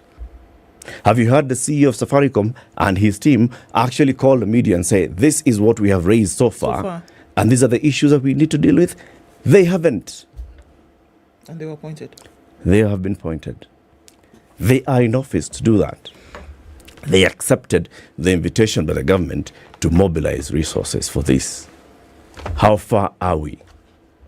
Those leaders who were elected by people across the country, across the 290 constituencies, and 47 women MPs who are in parliament, plus 47 senators, plus others who have been nominated into the Senate, have you heard them mention this issue? Okay, so last week, yes, the week before last, we heard that Parliament, it was brought before the plenary on this matter of education. Of course, it did not look at the entirety of the challenges that are being faced by the education system at the moment, or that what children have to go through. The issues that were brought out was the combination then of JSS with current primary schools. The issues that came out was the cost and what needed to happen in terms of the curriculum that is currently being used. So there was an option of get this CBC right or go back to 844 until you're able to get it right. And what does it mean getting it right? Number one, it means putting necessary funding behind CBC. That facility is required in order for it to run the course in which it was originally designed to run. In terms of curriculum development, I don't think there's a problem with that. It's been developed, the curriculum is there. But the wheels to the oil, the fuel to get it going, in a lot of times is funding, it's capacity, it's infrastructure, capacity being teachers, infrastructure being the actual classrooms and the labs that you need. It's funding to see that these things actually happen. That has not happened. So the thing is, if you can't get it right, get rid of it. They came up with a resolution to advise the president to say, make a decision about this thing, because number one, it's becoming too expensive. Number two, it is actually inadequate. And number three, we are wasting time. They hadn't foreseen this all along. Our children are losing out on valuable time. But for me, unfortunately, it was a weak resolution because all you've done is said, perhaps you want to say something about it. Whereas as the law-making arm of government, you should then be able to be clear and fast in this decision. That there's so many things that are going wrong at the same time, and all we hear is the deafening silence. That cannot work. And if so this is the question you're asking. Have we heard anything come out? We've heard. Is it sufficient? Unfortunately, it is not. You cannot advise somebody to think about whether they would like to maybe say something. No. The greatest irony of this is, as they were discussing this, there was also a matter of the supplementary budget that was before them. Parliament is a budget-making organ of states. Now, the members of parliament who are talking about all this have previously been complaining about, the disbursement of the release of NGCDF funds, because those funds are the ones that help them to sponsor children to go to school with bursaries. Yes. Okay? And they were able to even stage a walkout with a meeting with the Ministry of the National Treasury until that was sorted. They had a supplementary budget last week. Did they look and ask themselves, so what do we need to do to actually ensure that these children are learning? What do we need to do? How many more teachers do we need to hire? How many more can we ask the National Treasury to give us a plan? With the Teacher Service Commission, what is the plan? How are we financing to make sure that now that you have said you are not sure before where the junior secondary was going to be domiciled, now that you've said it's going to be in primary school, what are the facilities that we need to make it moving, to get it going? How do we finance that? It's urgent. The children are in school today. There are others who are in grade 6 who are watching and wondering, guy. There are parents who have taken their children to grade 7 and they're saying, teacher, headmaster, can you tunaweza ongea my son and daughter aingia standard 8 ndio afanye KCPE, tuache hii upuzi, aende secondary. And it's been done. And there are many who are doing that. Many to the level that the Ministry of Education itself has written a circular cautioning that this is happening. This is what's happening. Members of Parliament have the budget policy statement in front of them, which is saying what the government hopes to spend on in the next financial year. Soon they'll have the budget estimates, which is the actual budget, which they're going to sit and discuss and make noise here and there and pass. How much are they going to allocate to these pressing needs? Do they talk about that? Do you hear them talking about that? Both Kenya Kwanza and Azimio legislators. In fact, if you were to take this argument and give it an additional push and oomph, you see, the idea when you mention opposition, one of the things that is traditionally done is that the opposition, by its very existence, mirrors the government. It mirrors it in terms of structure, it mirrors it in terms of representation within the ministries. So whenever you have an issue that pertains to a certain area of our lives, and there's a ministry in charge of it, the opposition will have somebody who addresses that very, very, very issue in detail. Like now, and they're called shadow. Yep. Yes. Shadow minister, shadow this and shadow the other. The issues that are bedeviling the country right now, well, we can segment them and put into respective ministries. Ministry of Education. Who is the shadow minister in the opposition for education? Who is the shadow minister in the opposition for the Treasury? How are they looking at these issues? So that when we have these discussions, one is saying, this is what is happening. Is it possible for us to do this and this and this? Because this is what can be done and this is how we can do it. Instead, what do we hear? The conversations are either a blame game, meaning something has gone wrong and somehow we seem to be solving these problems by pointing fingers and saying this went wrong. We can all see what is going wrong. We don't actually need to be told. No. We actually live in this country. We don't visit it periodically or weekly. We actually live here on a daily basis and we see these things. So now, when you have a situation where the leader of the opposition addresses rallies, we pray, there's a mention of the problems that bedevil us, but it's not specific and we don't hear scheduled press conferences addressing each of these issues and saying, as the opposition, there's this and this and this and the other. The president and his deputy stand up and you're saying, okay, we have these issues. What we hear are huge multi-billion projects being talked about. That's what we hear. You have to ask the question, are these the things we actually need? You'll be told, no. When you're planning for development, you may not see the benefit immediately, okay? The benefit will come later. I agree. When you have a malnourished child and you take this child to hospital, they know that there has to be a plan in order for you to get this child back to, full nourishment, etc. But what is the first thing they do? What's the first thing you do? You administer something that will stabilize the child and ensure the child stays alive. Yep.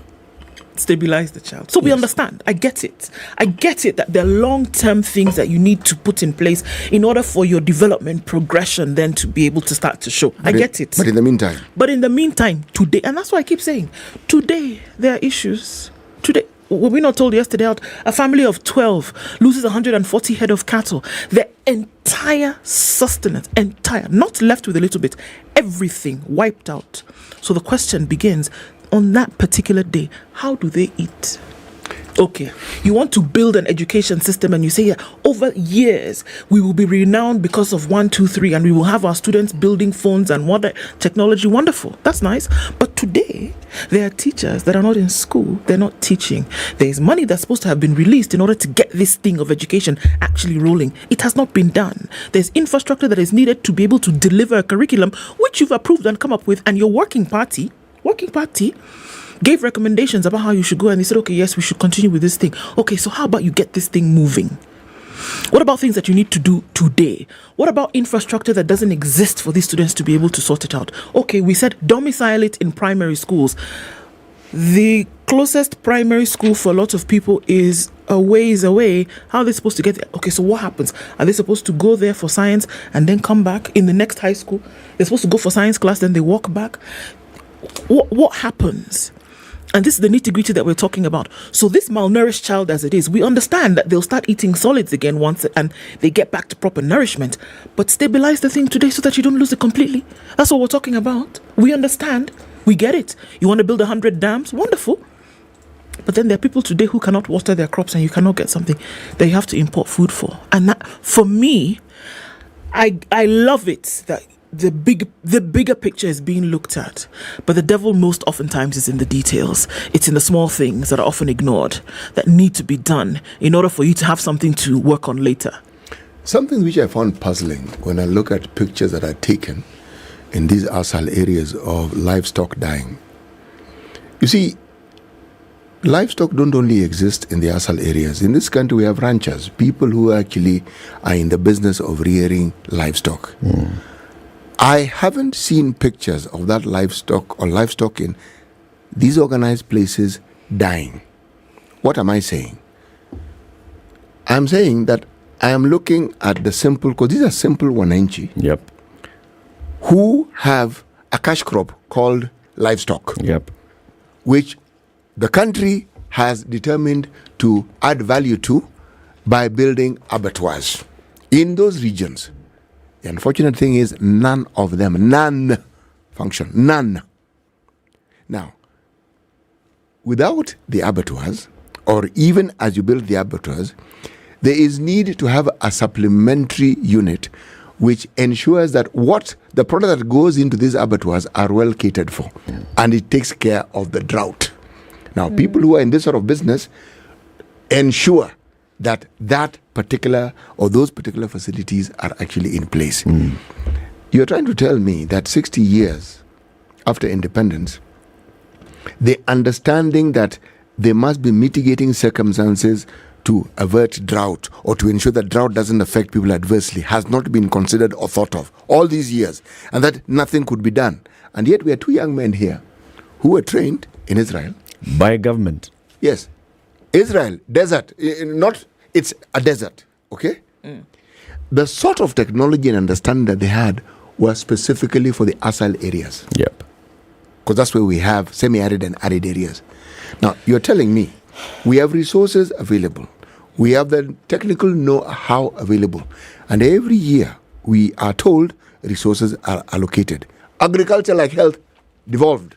So, can we just take a realistic look at this issue and ask ourselves, what on earth is happening in this country? And where are our leaders?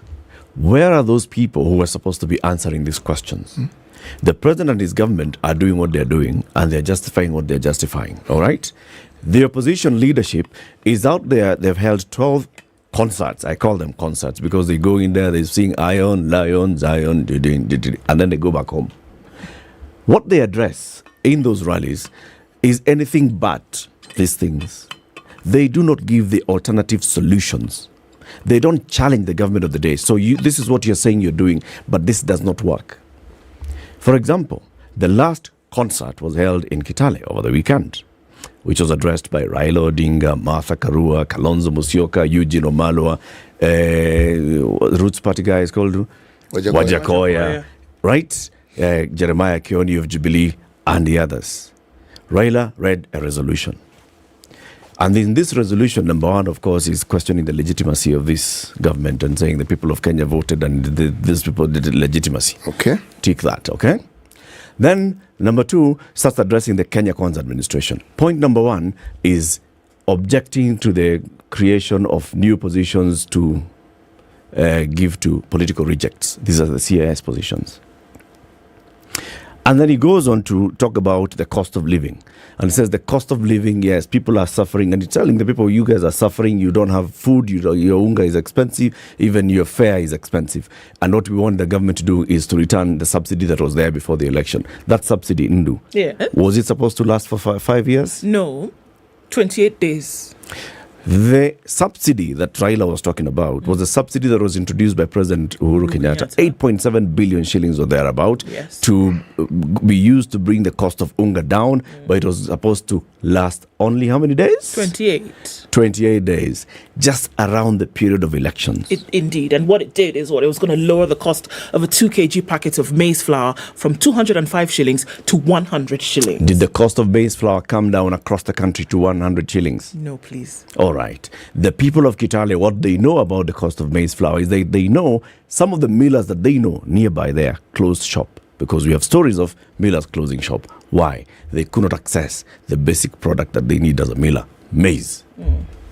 So the subsidy, it spent some money. It didn't bring the cost of maize down. The president comes in and says, this unga subsidy, forget it, I'm going into fertilizer subsidy.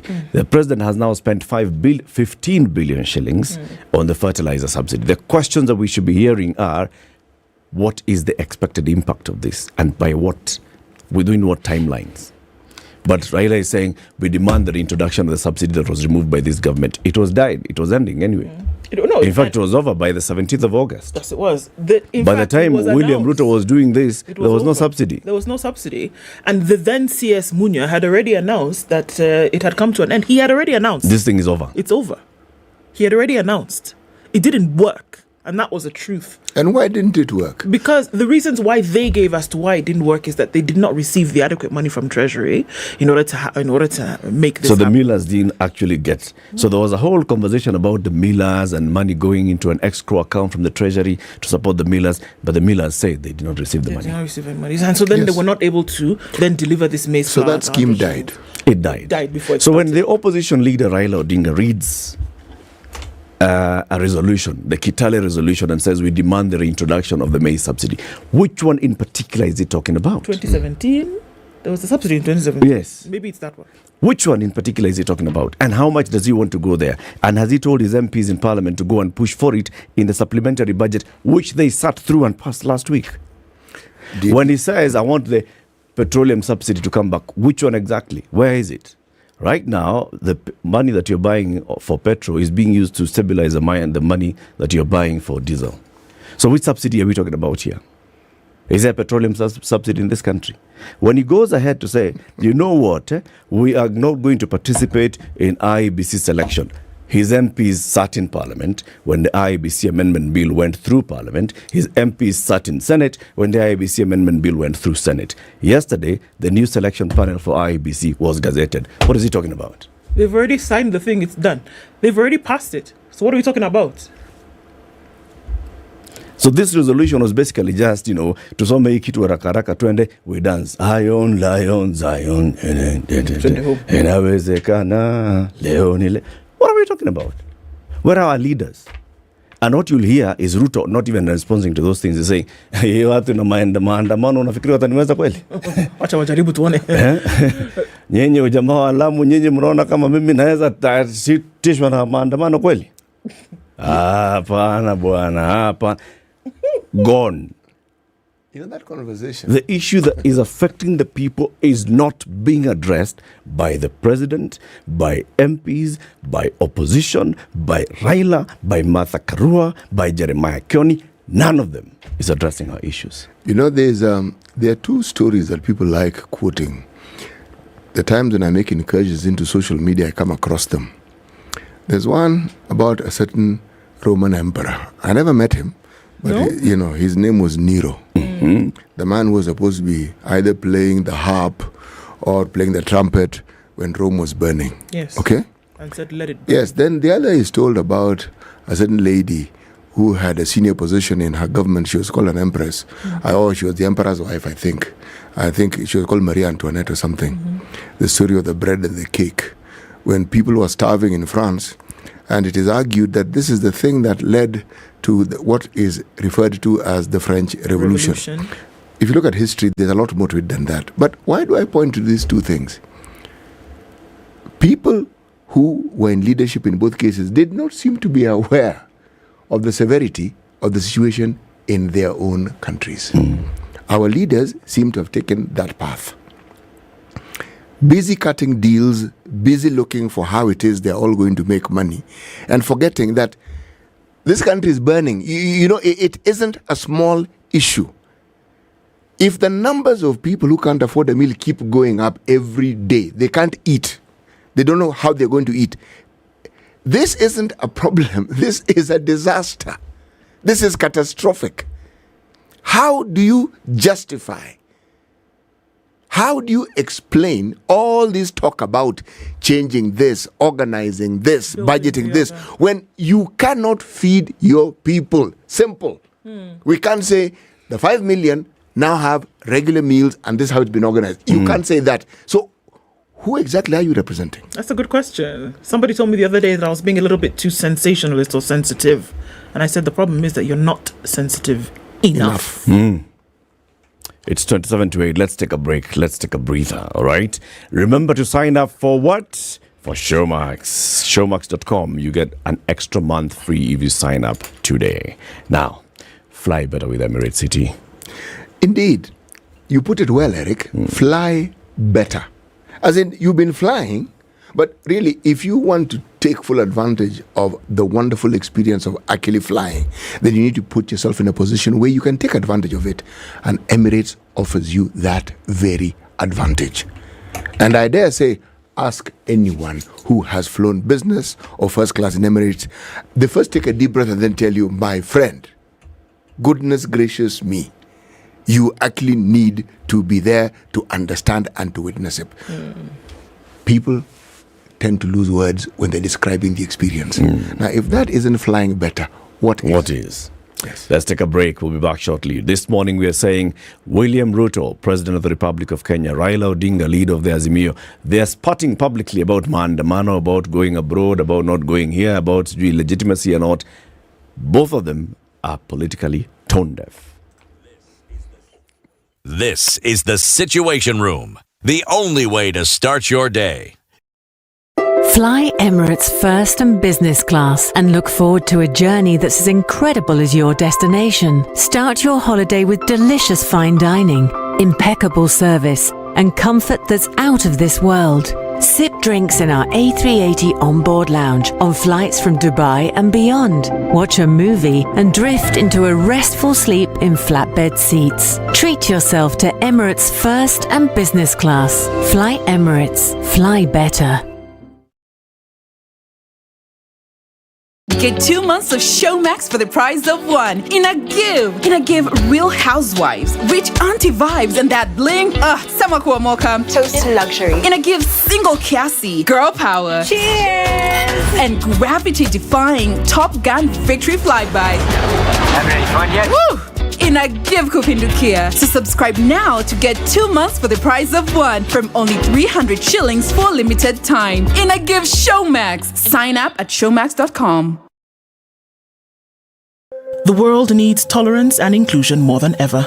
That's why we at GALC Plus, as the national umbrella body for 18 LGBTQ plus led organizations, build alliances through support of human rights and a comprehensive framework for the response, prevention and management of sexual and gender-based violence in the LGBTQ plus community. We encourage our community and allies to reach out for assistance or report incidents through email at info@galc.org or call us on 020-242-6060.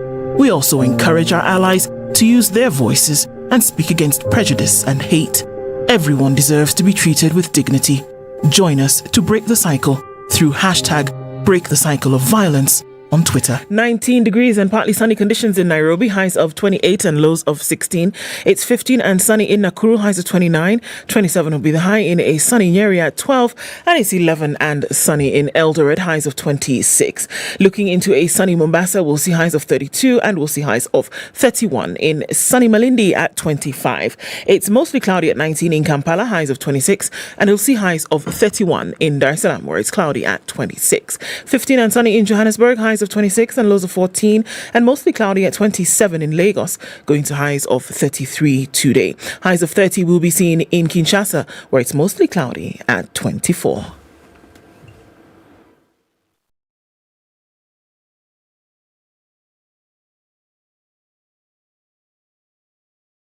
Mature, intelligent talk every morning. Right. 94.4 Spice FM, So Nairobi. far, not so bad. Traffic hasn't been too terrible in most parts of the city today, except a little bit here and there on the thicker superhighway. But we're looking at traffic just beyond Allsops at the junction there. And the northern bypass also giving off some traffic leading out towards Cambu Road. It's not too terrible. We've got some bumper to bumper as you then come past DCI heading out towards Muthaiga Square. It's busy coming into Westlands. This is coming off Gitanga, which feeds off Naivasha Road, Gong Road, all of this area out towards James Gishuru. So that's busy, as well as on Ring Road Westlands. That whole part of the city looks pretty busy, as does Gong Road. Getting out towards Langata Road, and it's heavy as you go towards Raila Odinga Way. And then going to touch on roundabout Aerodrome heading out towards Uhuru Highway. So it's busy traffic, but not too crazy. Let's keep an eye on things. SpiceFM KE on Twitter.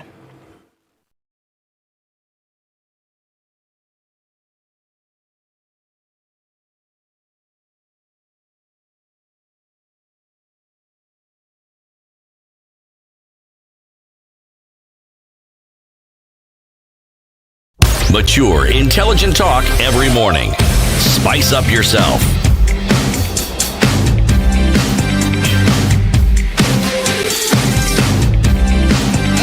Mornings done right. 94.4 Spice FM, Nairobi. Focus on the one thing, all right? Drought. Okay. About 5 million Kenyans need food and water on a daily basis. These 5 million Kenyans are the ones that were being told, like yesterday by Abdi, from the Asal Humanitarian Network. These are the kind of people who have watched as their livestock died. Somebody has just sat and watched 140 heads of cattle just die because of the drought. Yeah. That means they don't have food, they don't have money, they don't have money to buy food, they don't have money to buy uniforms, to take their children to school. So everything that is around their life has been affected. This person cannot feed their family. This person cannot take their children to school. This person is required to take their children, and so the children will be required to get a new uniform for grade 7. Or they've been called to some school and they need uniform plus box plus shoes plus blah, blah, to go and join Form 1. Can't even feed your child. How will you take that child to Form 1? Remember, school is not even an option for a lot of these folks right now. It isn't. School becomes a luxury. It becomes a fantasy because all of your engagement is, how can we get something to eat for today? I saw some horrifying pictures over the weekend of those who still have some animals left and they're looking for where to water their animals. This water, let me paint the picture for you. This water was nasty. I don't know how else to describe it. And this woman and her children, and then some of the other men who are herding this cattle, drank that water. You know why they drank the water? Because that was the only thing that they were going to find. Yep. And if they didn't drink it, they were going to go back home having found nothing. That is the situation in Kenya today. That's the situation. Yeah. So can you imagine that is the situation of a family who bring their children, who bring their cattle to this really, really dirty water source to be able to drink this water? Do you think they're thinking about going to school tomorrow?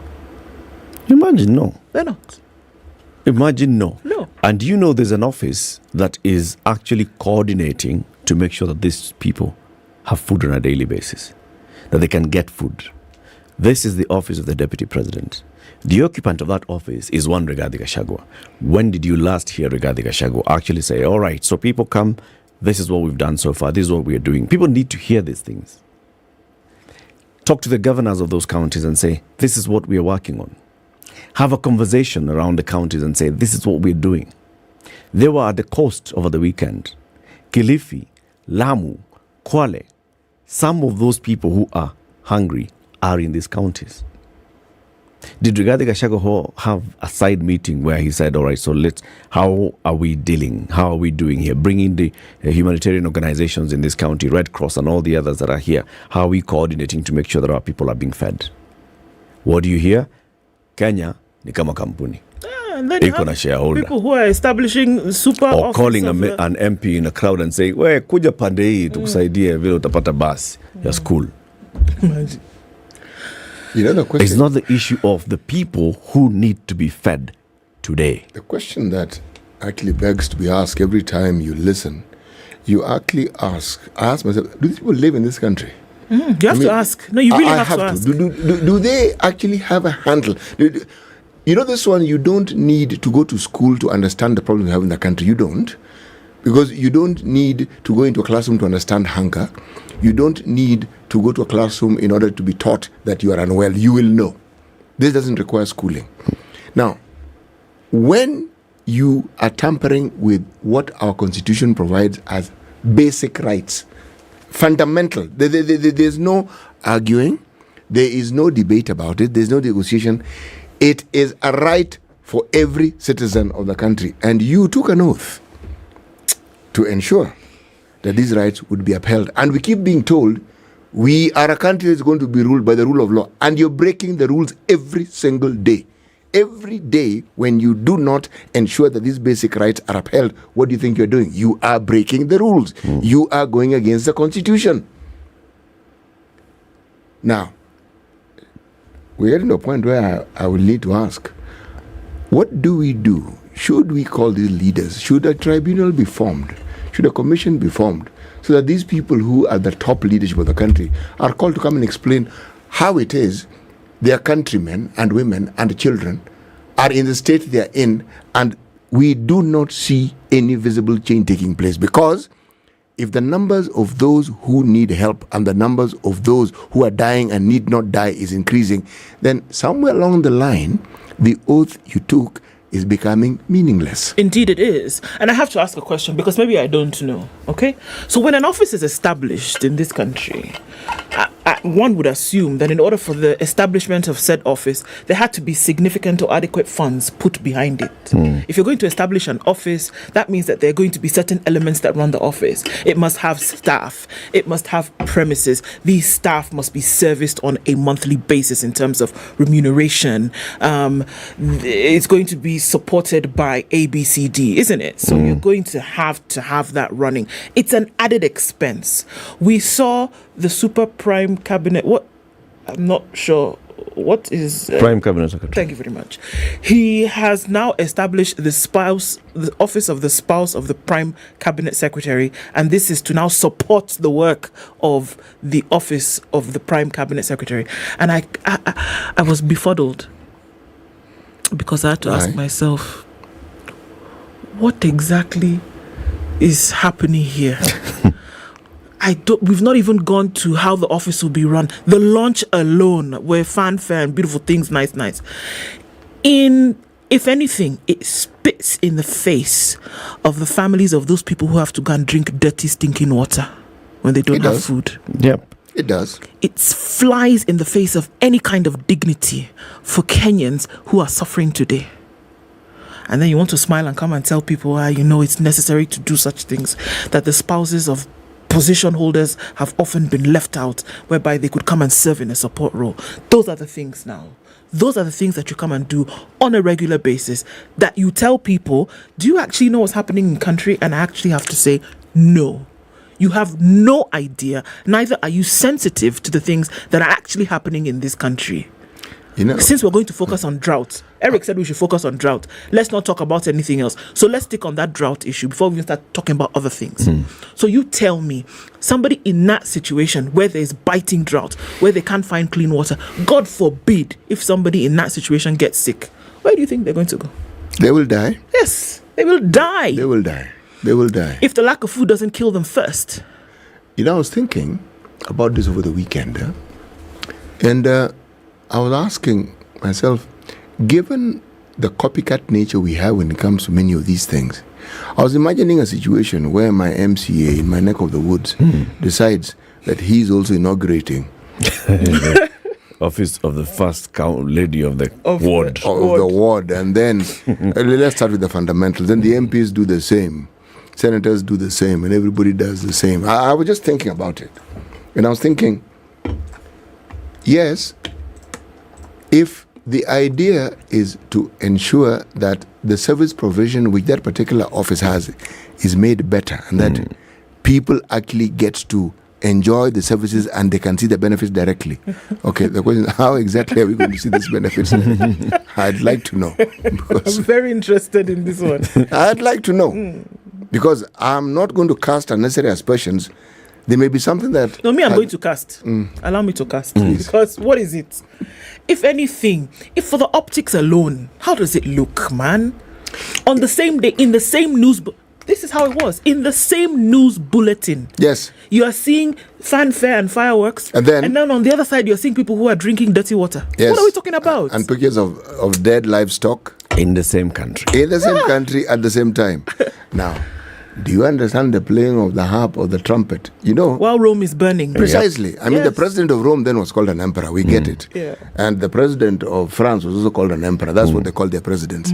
But were those people in touch? The answer is no. They were not in touch. Out of touch. Completely not in touch. And even when they pretend, because now these ones are pretending to actually go and, mingle with the people. Every week they're somewhere. Every week, those in the national government are somewhere mingling and interacting with the people. Every week, those in the opposition, the minority, are somewhere mingling with the people. They are not listening to the people. They are going to tell the people what they think the people feel and what they ought to hear. None of them has made a journey towards any of the 23 counties to actually address those people in those 23 counties, because we won't even find them. The absurdity of it all is that somewhere at the back of their mind, they seem to actually think they have a handle on things. That's the thing that I find completely absurd. Because when I listen to some of these people talking, there's a conviction about the way they're speaking. Oh, yeah. It's like, folks, we have a handle on this thing and we know what we're doing and we're doing the right thing. And I'm thinking, okay, this right thing is what exactly? It's just a matter of time. Yes, I've got it, yes. So beyond the talk and beyond the promise, okay. Should, for example, not follow, meaning after you've spoken, something can be pointed to and I can say, I see. It's all talk. I see.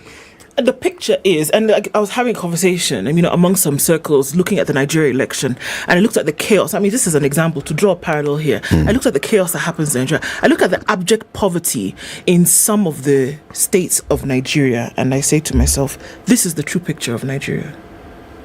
This is the picture of Nigeria. It is when people are scrambling for cash because Central Bank of Nigeria decides that they're going to recall old notes, but then there is no adequate provision of new notes. So people are climbing over themselves to get into the banking hall to get their own money. And I say, that is the picture of Nigeria. And then I looked at that woman who was struggling to get water to pass between goats and her children. And I say, the most vulnerable at any time in any nation is the true picture of the nation. forget about all these other things that you want to talk about. Actually, that is the true picture of a nation. If you're comfortable with that picture, then I have to question your position in a leadership capacity. Let me add to what you're saying and say it is the picture of the soul of the nation. And this is where now our religious leaders have to come in. We don't hear them speaking either. If they're whispering, because I don't hear it. I don't hear them.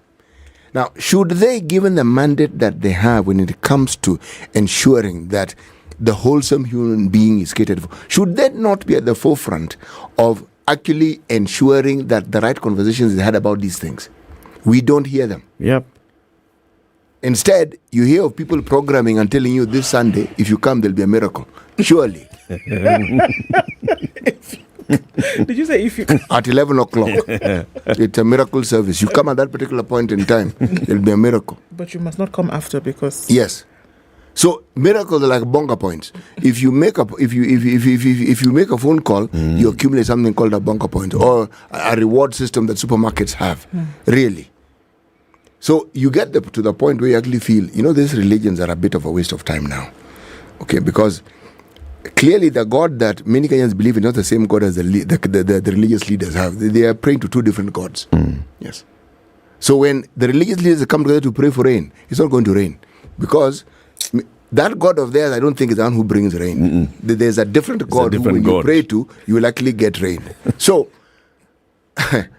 when you find yourself in this impossible situation where the loudest silence is on matters that actually concern us the most and issues that will affect us the most, because they will affect us. They're already affecting us, but they will affect us that much more. In the previous hour, we were talking about those bandits.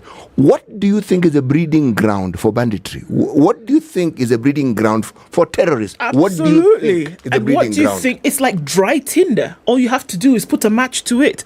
What do you think was the stuff that revolutions were made of in times gone by?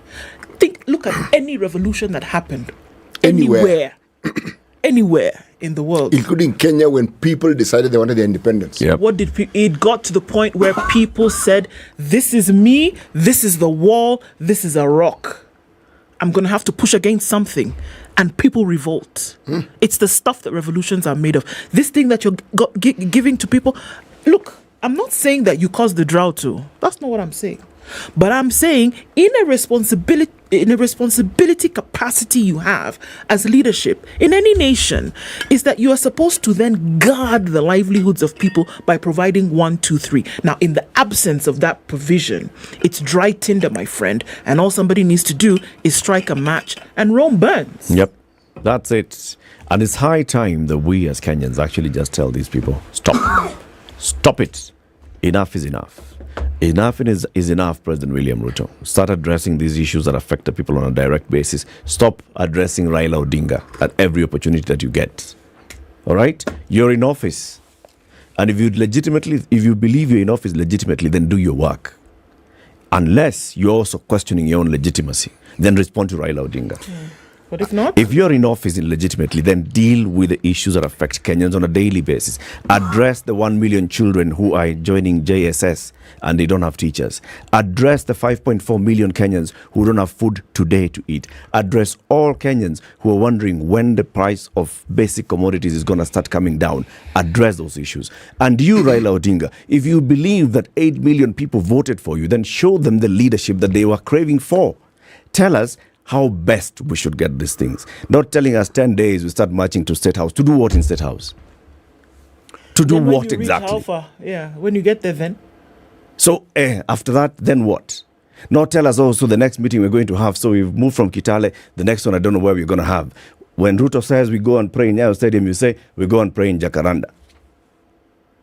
If you believe that you got those 8 million that this supposed whistleblower told you that you got, then show that leadership, Raila Odinga. Stop saying, I'm reading a resolution and we're going to march to State House. That's what people want. It's not it. I'm tired sometimes. Enough is enough. It's about time that the leaders of this country started doing what we pay them to do. And even those that we don't pay directly, we sustain them.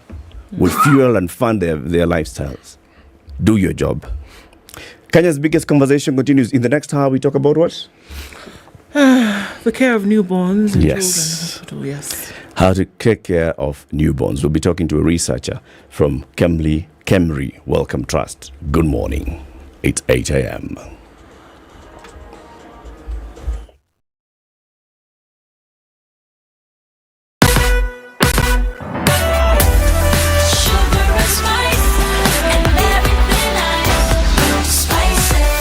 Spice up your life.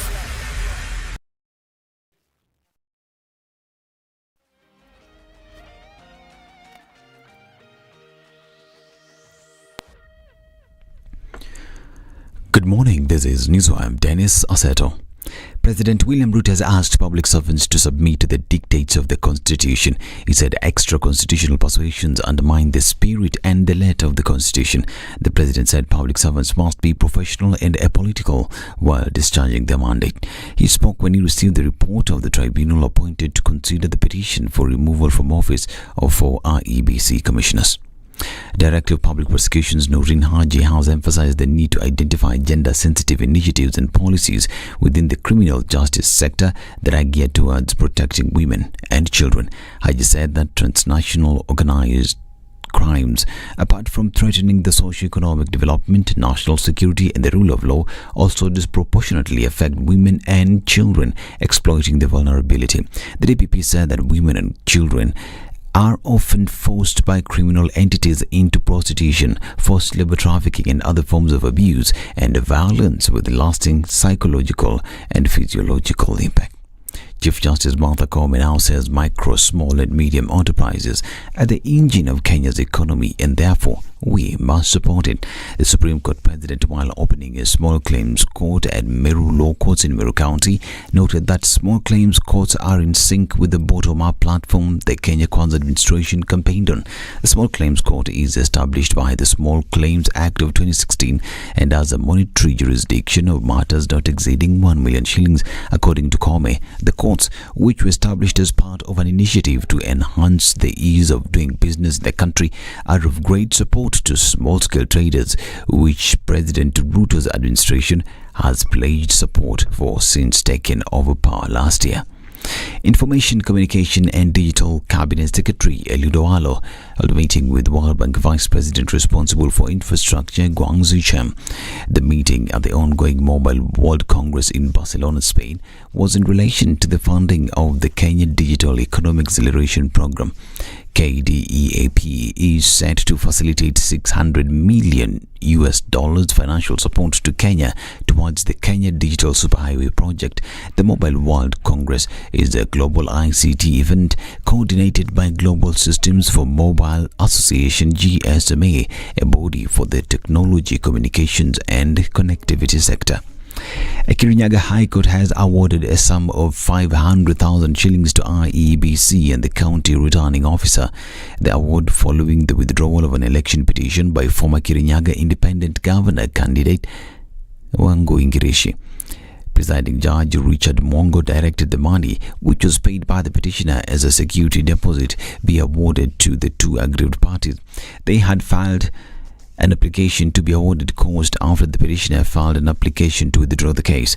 In their earlier submissions to the court, IEBC and the county returning officer had made applications for the petitioner to bear the cost owing to their expenses, time and cost the entity incurred while working on the case.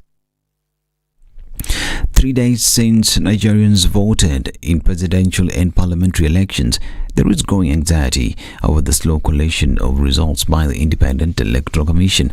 The process entered the third day today, and Nigerians are waiting with bated breath to see who succeeds President Muhammadu Buhari, whose 8-year rule at the head of Africa's biggest democracy is ending.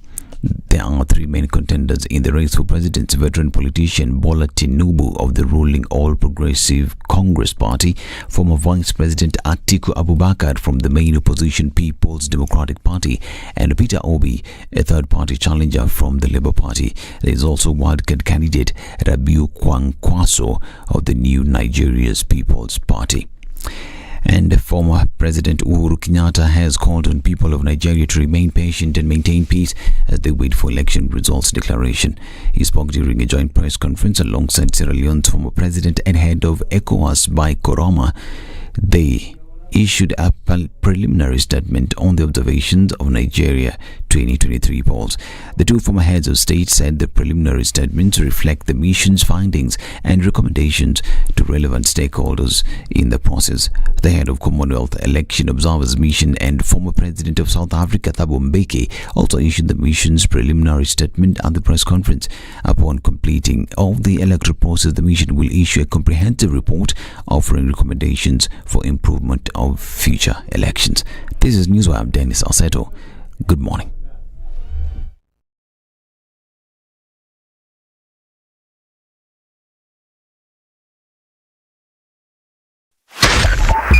.5 Spice FM, Kisumu.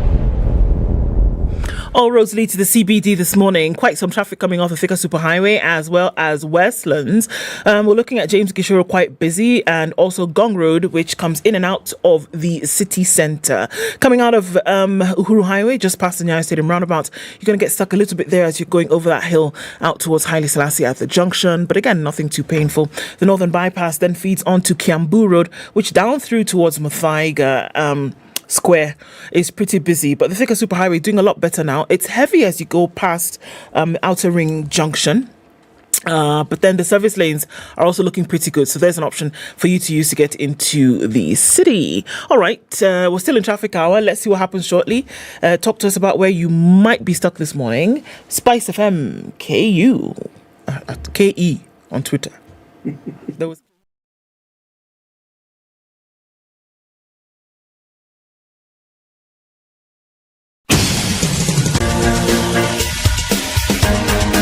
This is the Situation Room, the home of hard-hitting political commentary and penetrating insights about the state of the nation. This is a talk radio experience like no other. The Situation Room, a place for hard truths, debates, and elevated conversations. The Situation Room, witty, political, engaging, deep, controversial. In the room, we have C.T. Muga, researcher, academic, seasoned political observer, a fountain of wisdom in these politically uncertain times. Ndu Oko, Nigerian by birth, Kenyan by choice, communications expert, Pan-Africanist, a truth seeker and believer in people power, and Eric Latif, agent provocateur, the man in the chair, seasoned journalist, news hound, a man who believes in punching up, not down.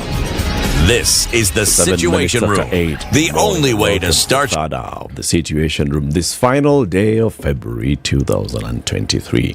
It's the 28th. Tomorrow we're in March, and then Thursday, and then Friday the 3rd of March. And at the end of Friday the 3rd of March, this deal by Showmax comes to an end. Yes, and the deal is that if you pay your subscription of as little as 300 shillings per month for your viewing on Showmax, Showmax is going to match it and give you another month absolutely free. Time is a ticking, folks. You only have a few more days to be able to do that so that you can also experience what it means when we say Showmax in a give. Indeed. Let's switch over our conversation now to healthcare, particularly the health of young children and newborns. And we're joined by a researcher at the Kemri Wellcome Trust Research Program, Dr. Jalemba Aluvala. He's a postdoctoral researcher. He's here to talk to us about that. Good morning, Daktari. Good morning. Good to have you on the show. Thank you for having me. That is the hot seat of Kenya's biggest conversation. Glad to be here. Make yourself comfortable. Thank you. Look at that man there. His name is C.T. Muga. He has the day's proverb. Ask him for the proverb. No, the proverb is something that anyone who sits on that seat has to enjoy. You don't need to ask for it. It's coming your way shortly. Yeah. One can claim to have many friends until they fall on bad times. It's a proverb from Uganda. Yes. What do you make of that proverb, Dr.? Well, I'm trying to recall what you used to do in school, like the apparent meaning or the real meaning. How does this one go? I'll start with either anyway. Well, I guess I guess it speaks to fair weather friends, isn't it? That when times are good, that you'll have lots of people around you. Success has many fathers, so to speak, and not to... Yeah, but when you're in trouble, people don't like trouble generally, so people will take off. Yeah, so I guess that's... So essentially, those are friends of your position, and not yours. Yeah, yes. Yes, it's your position they are friendly to. So if that goes, they also go. Yeah. So you have different layers of friends. Status friends, inner circle friends, friends, blood thicker than water friends. Yes, and those ones you only find out when you have problems. Then you can start peeling them. All the others present themselves as such. They present themselves as one unit. But please, have a rainy day and see how that works out. Yes. I'll be there for you through thick and thin. Okay. Let's start with the thin. Then you see. Yes. Daktari. Yes. We've had several guests joining us from the Cambry Wellcome Trust Research Program. And thank you for being among them that have joined us. Today, we want to talk about taking care of children and newborns. Okay, so some people may say this is obvious, but just define those two. What's the difference? Well, one falls within the other, obviously. So children, if you want numbers, we generally, anybody who's less than 18 years old, I know the adult physicians may argue anyone who's less than 18 is a child, and then we have different ages and stages, as you call it. So for the newborn is any child who's between the age of 0 to 28 days. Yeah. So 0 to 28 days. Yes. Now, it's important to take care of them when they're in hospital. Yeah. Okay. So you say yes. Why?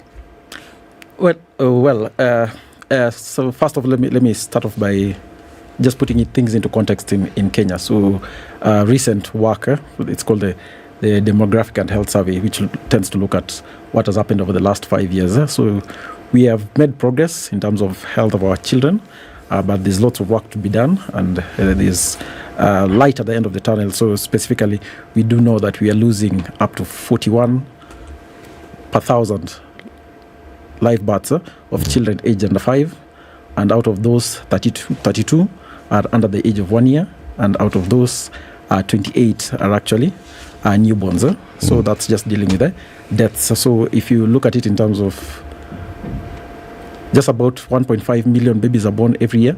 So if you do the math, we lose more than 50,000 children aged under the age of 5 annually, and more than 50% of that is actually newborns. And remembering that deaths is just the tip of the iceberg. Yeah. It's the final pathway of illness, and so we do know that usually before death is severe illness, and that's where hospitals come in, that we tend to see be at the knife's edge of severe illness in children, and that's why hospitals are a very important component of ensuring survival, and not just survival. We like to say for children, survive and thrive, because the primary business of children is to grow and develop. Sure. Yeah. If we say that death is at the end of illness, Yes. and we're talking about newborns who are less than 30 days old, Yeah. what severe illness, are we talking about that then has lived through and then ended in death for a human who is less than a month old? Good question. So newborns are a very fascinating lot. Of course, I'm biased because this is an individual who's spent 9 months completely dependent on mom, and then within a few minutes of birth, they have to transition from depending on mom to actually living for themselves. And in the process of that transition, lots of things can go wrong. And one of the things that commonly, the three main things that present us with challenges for this lot. One is babies who are born too soon. So babies who are born before term gestation, and if they're born before term gestation, what that means is that their organs are not ready to handle independent living. So the smaller you are, the more immature the organs, the tougher it is for them to survive by themselves. So that's the first lot. The second lot is babies who don't manage to breathe for themselves immediately after birth, and when they don't breathe for themselves, that lack of oxygen affects multiple organs, principally the brain and also the heart, and as a result they can have challenges within the first few days of life. And then finally, they're coming from a protected environment. The immune systems are not very robust, so infections is another big issue. So those three things are the ones which present us with the biggest challenges in the first 28 days of life, especially the first week of life. Yeah. Sounds like these things have started when the child is still in their mother's womb. Well, some of them do, and you're making an absolutely correct point that it's not a pin drop process that immediately after birth, that's where challenges start. Some of these are actually because you can't separate mom from baby. So the health of mom has a huge impact on the health of baby. So that's why we usually say mother-infant dyad, and that dyad starts through there, not just during pregnancy. The health of young girls and women has an absolutely major impact on the health of children subsequently. Yeah, so I would say you're absolutely right here. When you have this discussion about newborns, yes, and then you talk about mortality, what really are we talking about? Are we talking about a failed health system? Are we talking about a lack of knowledge by the mothers of present-day Kenya? Are we talking about societal norms that don't seem to keep pace with what is necessary? What are we talking about exactly? Yeah, so I like the multiple layers that so it's like an onion. So there are multiple layers, actually, multiple factors that come into it. So starting right from the characteristics of that individual baby. So we do know the genetics have a role in survival. And then as you peel the onions around, what has happened to mom and what is currently happening to mom. So we usually say from a public health point of view, what are the things which are right close to that individual. But then as you go around them, as you correctly said, health system has a huge impact also. So when they have problems, how does the health system respond to the problems? Is it responsive? And if it's responsive, what is the quality of the care that we are providing them? So I would like to think of them as challenges, that we do have challenges in our health system that sometimes do not provide the care that is required in two ways. So one is the delivery of the care, the technical aspects of it. But then for us in pediatrics, we are family centered. So there's also the aspect of the experience of care, both from the baby's and the mother's point of view, and the challenges in the family centered care. Yeah. Now let me ask this question. These are numbers. Yeah. Every year, how many pediatricians do our universities produce every single year in this country? And how many do we actually have currently? So we probably have right about 500, like for a population of 40 million. Remember that more than half of our population is children. So there is a gap there. And in terms of production, like the institution I work for, University of Nairobi, we generally do about 20 to 25 every year. So across the country with other programs, we are the largest program in terms of training pediatricians. Probably say at maximum 30, 35 pediatricians annually. Okay. Yeah. And if we were to look at the 47 counties and talk about the distribution of these pediatricians, how would you say the distribution works out currently? Yeah, so the distribution, just like lots of other things in relation to this country, is largely reflection of the socioeconomic status of the counties. So there's definitely a gap in terms of the places with a higher socioeconomic status have a higher number of pediatricians. And in fact, it is a good reflection of something called the inverse care law, in that those who need it the most are the ones who have the least, and those who need it the least have the most. So case in point, lots of us are actually in Nairobi and other large urban areas, but the bulk of children are actually born outside Nairobi. But having said that, we also have to remember that even within urban areas, there is a huge need in terms of the urban poor. That's not just the rural population, that we do have needs which are masked just by the fact that this is Nairobi, for instance, or it is Nakuru or Eldoret. But within those regions also, there actually there's need which is not currently addressed. Yeah. You know, that is just question 1B. There's C, D, E, and F on the way. But let me ask this question. Yes, please do. I'm actually going in the direction I'm heading to is this. We look at the need. Yes. The majority of the people in this country still live in the rural areas. Yeah. Okay? So there's the discussion around access to healthcare. Yes. Okay, now, if we only have 400-500 pediatricians, not just doctors, now, when you look at the issues that bring about this sad situation of this high mortality that we keep speaking of, are some of these issues that can be nipped in the bud, meaning at a primary level, you don't really necessarily need to have a doctor in place to be able to ensure that a preventative approach to this whole issue is actually addressed. And if that exists, how I know very well that you are then a member of the Kenya Pediatric Association. Yes. This association and those who work within it, because it is you who these things probably concern the most, if you're talking about the fraternity that you belong to. What is it that has been done, or what is it that has been planned to ensure that the care that is needed, I'm referring to preventative aspects, because the curative aspect is what points to big towns and places where there's money. Now, preventative is something that perhaps could be approached and could be achieved with greater ease. You are a researcher. Yes. You are a pediatrician. What do people advise and what do people do regarding this very same thing I've mentioned? Right. So thank you for that question. So I think that allows me to bring out the whole aspect of how the healthcare system is organized. So as you've correctly said, there's that small aspect of curative, but for pediatrics and child health, that's where you have that term child health.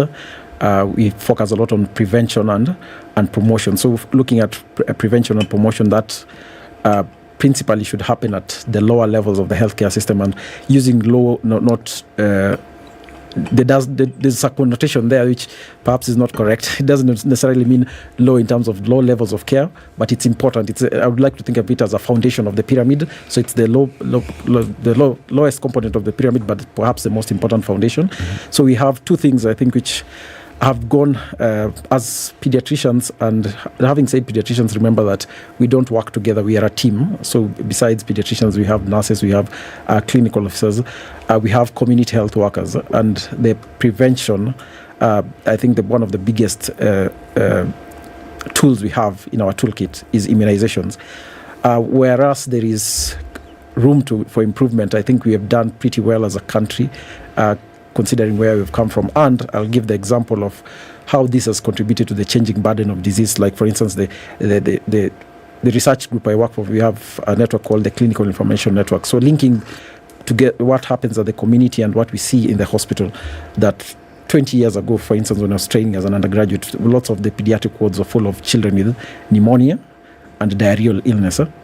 But subsequent to that, there has been introduction of the new pneumonia vaccine. There's been introduction of new diarrhea vaccine, and we've seen an absolute shift from seeing those kinds of illnesses in the inpatient setting, and they have shifted to the outpatient setting, and shifted in the way that you're seeing less severe illness, which can now be taken care of an outpatient and at community level. And at community level, we do have a community strategy from both the Ministry of Health and the Kenya Pediatric Association is a strong component of various community health programs which are geared to the common childhood, not just illnesses, but also interventions. Besides immunization, there's also breastfeeding. Breastfeeding is a major issue, so supporting breastfeeding at community level, and of course, children don't live in isolation. So water and sanitation also is a huge issue for us.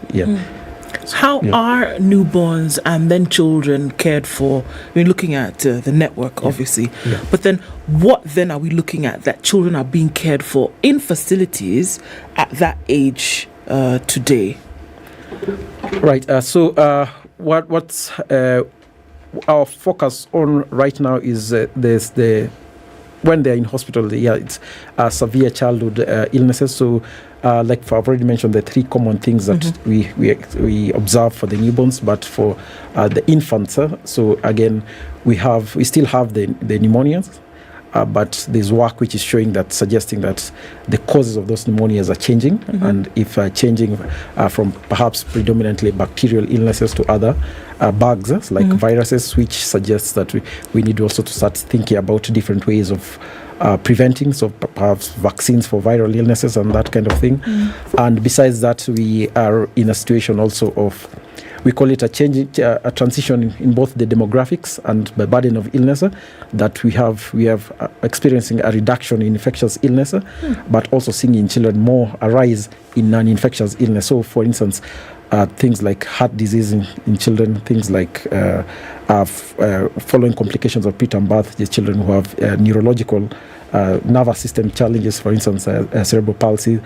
So we have lots more of that, both inpatient and also outpatient setting for our children. Yeah. Before you can come back and look at the non-communicable, but like now, if you see that there's a drop in your infectious, whether viral or bacterial, there's a drop in that. Could that point to the obviously work that has been done and also the attention that is being paid to immunization? Would you see that is contributing to now the lower numbers? Yeah, certainly. I think the preventive measures there. So there are multiple facets to it. So when you have better nutrition, better immunization, and of course with the improvement in socioeconomic status, and so things at population, like for instance when you have smaller families, better spaced out families, and better circumstances for families, and especially mothers of childbearing age, that does have a huge bearing. They all work together to improving the health of the children. But for us, for instance, specifically, work we've done within the network and with our colleagues in conjunction of the Ministry of Health, one of the things that has happened also is having the best available evidence. So when this child at the bedside appears with a certain illness, that this is a common illness, what is the best way to take care of them? So I would give an example, for instance, of pneumonia. So we have had work that we've done within our network that has changed the approach to treatment of pneumonia with the antibiotics, for instance, and we've changed the types of antibiotics we use, and there's actually current work which is going on to look at the changing causes and also alternative treatments here. Yeah. So then do you find, it's interesting, that is it that there is a prevalence of these non-communicable diseases in children, or that there are now children who are being presented to hospital? So I think it's possible a number of things. One of the things is that with improving survival, then you'll start seeing children who perhaps would die earlier on. And some of them, like I'll give a good example, is for the preterm babies, very, very preterm babies, so who have challenges in breathing, so it does affect their lungs. And if they survive that early period, they will have challenges with feeding, they'll have challenges with their lungs not growing properly, and they'll be more susceptible to getting certain kinds of viral infections. So that early mortality that was unfortunately preventing us from seeing them, that we now have to start getting prepared that now we'll start seeing those children more and more in hospital. So that's an example of that transition. So when you do one thing well, then you now have to start anticipating that as a result of the success of your interventions, that you have to start looking forward that what do I anticipate next in the next 5 to 10 years. So there is the Clinical Information Network, which is a collaboration between the Camry Wellcome Trust Research Program, the Ministry of Health, the Kenya Pediatric Association, and the Kenya Pediatric Research Consortium, and several county hospitals. So far, we have 27 county hospitals participating in this. So what do? You gather information. What kind of data do you collect in this network? All right. So this network, at the core of it, is actually the patients at the hospitals and the healthcare workers. So what it does is that it brings together an approach we call learning health system. So what you want to do is to be aware of what is happening at the bedside, so that it informs policy and it also informs research. So that it's research questions that are clearly addressing the problems that clinicians and families are facing at the bedside. So what we do is that we collect information, so we call it routine information from patients, our clients at the point of discharge from our facilities. So that's children and newborns. So their characteristics at the time of admission, the treatments they received, and then also at the time of discharge, how do they fare during their inpatient stay, and what is their condition at the point of discharge. That allows us over time, so we have been at it for now 10 years, to be able to tell that, so like for instance, if it's neonates, babies who are born with below a certain weight, how is their survival changing over time? How is their survival different in different parts of the country? Just going back to the statistics that you've given us earlier, we have 41 out of every 1,000 live births dying before they attain the age of 5. Yes. And a majority, more than 50% of these, are actually dying within the first 28 days. Yes. Now, you mentioned some things. Yes. What you've just talked about, neonates, the low birth weight is one issue. Yeah. You've also talked about small for gestational age or they were born preterm. Yes. That means that at the point of birth, there's an issue already. Yes. Is the CIN able to detect this at the antenatal stage? Yeah, so right now we are able to detect it at the point of admission to the newborn unit, but as you rightly said, that lots of the factors that determine outcomes come from the antenatal stage. So we do collect data about the antenatal experience, but this is from the time of admission. One of the areas which definitely we would like to move into next is to understand what's happening in the labor wards and also what's happening in the antenatal, looking at moms prospectively and joining moms to the babies. But as it is right now, yes, we do have information about what happens to the moms. Did they attend antenatal care? What was their age? Did they receive the care they require? Did they have any obstetric problems like bleeding? Did they have infections? So we do have that information, yes. You do have that? Yeah. I'll ask about that after the break. Okay. It's 8:30. Let's take a quick break. We have our guest, Dr. Jalemba Aluvala. He is a postdoctoral researcher at the Kemri Wellcome Trust Research Program. We're talking about improving hospital care for children and newborns. Talking about those children, newborns, children born and within the first 28 days, newborns. And then we still talk about children all the way up to the age of 18. But of course, in the earlier stages of life, the under 5 mortality has been a global conversation. And this is what also has been informing the work that you've been doing. Dr. Aluvala is here for the whole hour. As we take the break, we'll tell him about flying business or first class with Emirates. Have you flown Emirates? Yes, once. Have you flown business? No. Have you flown first class? No. City, I will tell him. You know, we keep telling our listeners that when you fly Emirates, you fly better. Perhaps we ought to tell you, you fly the best. Because what you encounter is something that you will not encounter easily elsewhere. Especially if you're in business class or if you're in first class. It's an experience that is unparalleled. You're talking about from the time you enter the airport, you check in, you board the plane, the service that is provided, you disembark. If you're going to a hotel that is associated with the Emirates, just the attention to detail and the focus attention on you as that particular client, that particular person who flew Emirates. You are known by name. Your interests are taken care of. This is hospitality at its very best. Lachari, fly better with Emirates. This is the Situation Room, the only way to start your day. Get 2 months of Showmax for the price of one. In a give, Real Housewives, rich auntie vibes, and that bling. Samakuwa Mocha. Toast to luxury. In a give, single Cassie, girl power. Cheers! And gravity-defying Top Gun victory flyby. Woo! In a give, Kupindukia. So subscribe now to get 2 months for the price of one from only 300 shillings for limited time. In a give, Showmax. Sign up at showmax.com. Celebrate the month of love with amazing deals from Cold Stone Creamery. Enjoy 2 Love It cups at only 600 shillings, or grab your friends and get 2 Gotta Have It cups and a cake slice for 1,000 shillings only. You can also enjoy our Solo Love offer of a Gotta Have It cup at only 450 shillings. Cold Stone Creamery, making everybody's day just a little sweeter. You think you can guess the year? 2007. That's when the theme song, that's when it premiered for the James Bond movies. You're half correct. But in terms of guessing the year? Okay, if not 2007, then 1963. Oh, now you're just throwing things, eh? You're throwing the sufria and everything outside. The Spice Drive.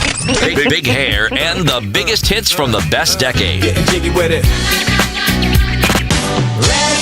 Tune in to the Spice Drive with me, Edward Quatch, 3 to 7 in the PM. The Spice Drive, only on 94.4 Spice FM, Nairobi. Damn. All right, looking at overcast conditions in Nairobi now at 20, highs of 28 and lows of 16. Looking into a mostly sunny Nakuru, it'll go to highs of 29. And we'll see highs of 27 in a sunny Nyeri at 16. It's 18 in Eldoret. We'll see highs of 26 and lows of 12 today. And looking into a sunny Mombasa at 27, highs of 32 and lows of 24. It's 28 and sunny in Malindi, highs of 31. And it's 22 in Kisumu, going to highs of 29. We'll see highs of 31 in a sunny Kakamega at 22. And looking into Kampala, it's 22 and mostly cloudy, highs of 26 and lows of 19. And at 28, it's partly sunny in Dar es Salaam, going to highs of 31. Johannesburg is sunny at 17, highs of 26 and highs of 33 in a cloudy Lagos at 27. It's 23 and cloudy in Kinshasa. It'll go to highs of 29 down to lows of 23. Mature, intelligent talk every morning. Done right. 94.4 Spice FM, Nairobi. All right, still into the CBDs where most of it is happening this morning. We're now inching closer to the Pangani underpass on the Thika Superhighway in terms of traffic, and also, still builds and ebbs and flows on Kiambu Road this morning. So you'll be able to get through, but there'll be a bit of a wait. On Gong Road, some traffic looking better as you approach the City Mortuary roundabout. Rilo Dingawe, not as busy. Well, no, actually it is. It's bumper to bumper all the way from Langata Road out to the City Mortuary roundabout. That very busy traffic. Jogo Road also continues. We're still in traffic hour according to the clock. Let's see how it opens up in about half hour or so. And let's talk on SpiceFM KE on Twitter.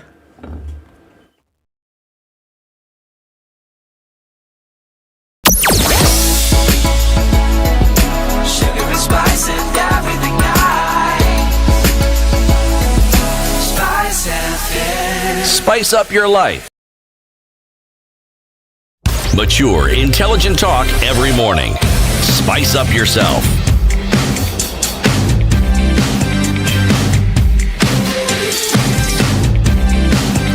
Mornings done right. 94.4 Spice FM, Nairobi. Wellcome Trust Research Program, here to talk about improving health hospital care for children and newborns. And it's telling us about the Clinical Information Network, which is a collaboration between the Cambry Wellcome Trust Research Program, the Ministry of Health, the Kenya Pediatric Association, the Kenya Pediatric Research Consortium, and participating county hospitals, 24 of them so far. You've told us that, yes, you've been able to now gather information and you can see what's happening at the point of admission of these children. And you are now able to actually start collecting data and drawing parallels. You've also been able to see that the mothers, you're able to collect data and see the mothers and how they were accessing antenatal care prior to the delivery ward. So what do you see? Is there any direct correlation between the mother's behavior and antenatal services and the chances of a child being born preterm or low birth weight or small for their gestational age? Is there any correlation?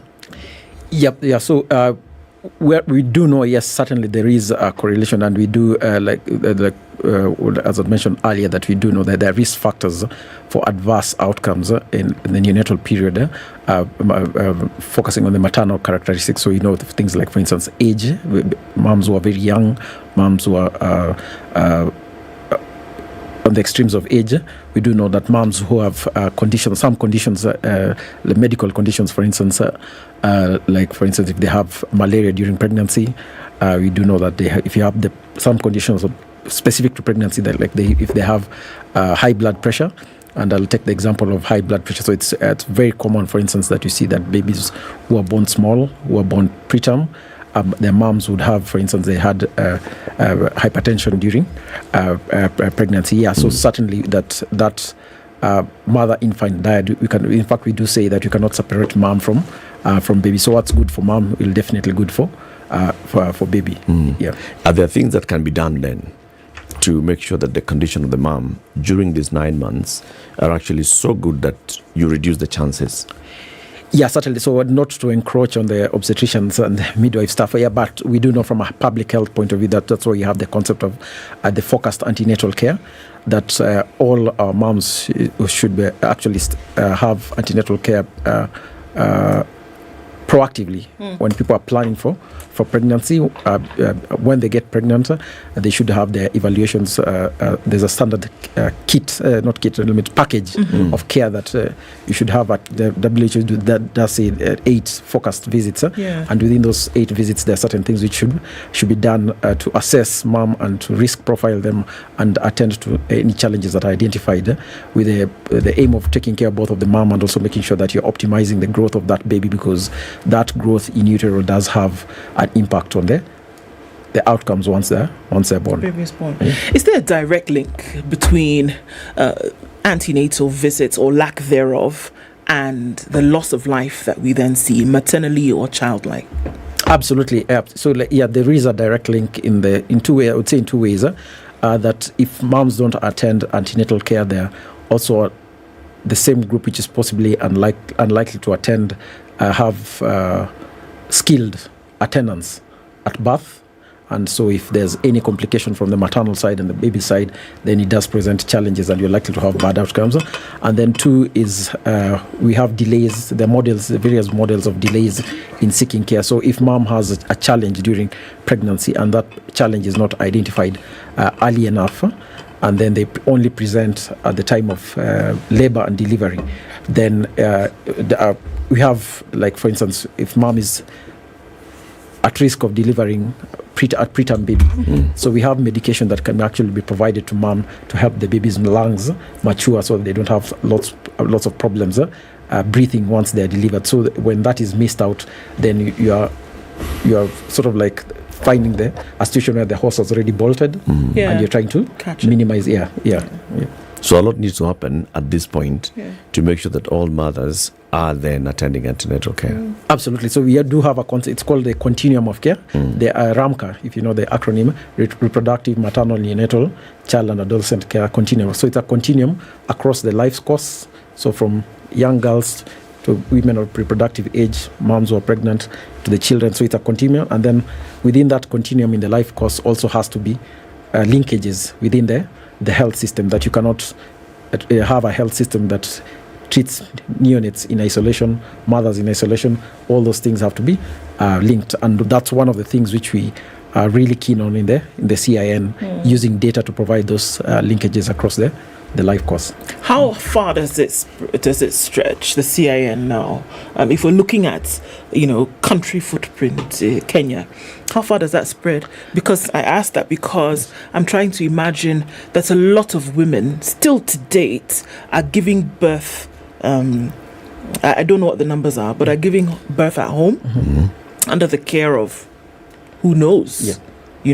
So then if to say that the push then is to have as many women under antenatal care before they give birth, because then we can see the direct link between saving the lives of these children who unfortunately are passing. How far does it spread then to be able to get this information out there to say, look, Yep. So our footprint right now, we are in 19 out of 47 counties, and in those 47 counties, we are currently working in 24 hospitals. So we are definitely not spread out across the country. But having said that, so there are areas of the country which we definitely would like to be in, but of course there's a resource constraint.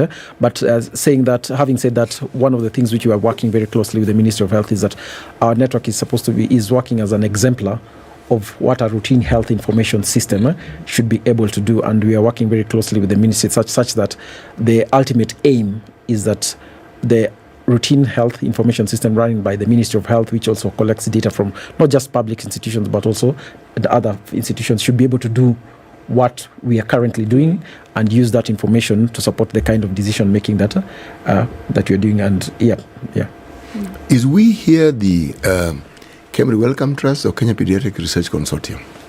So it's a collaboration. So it's the we here is Clinical Information Network. So there is all the partners.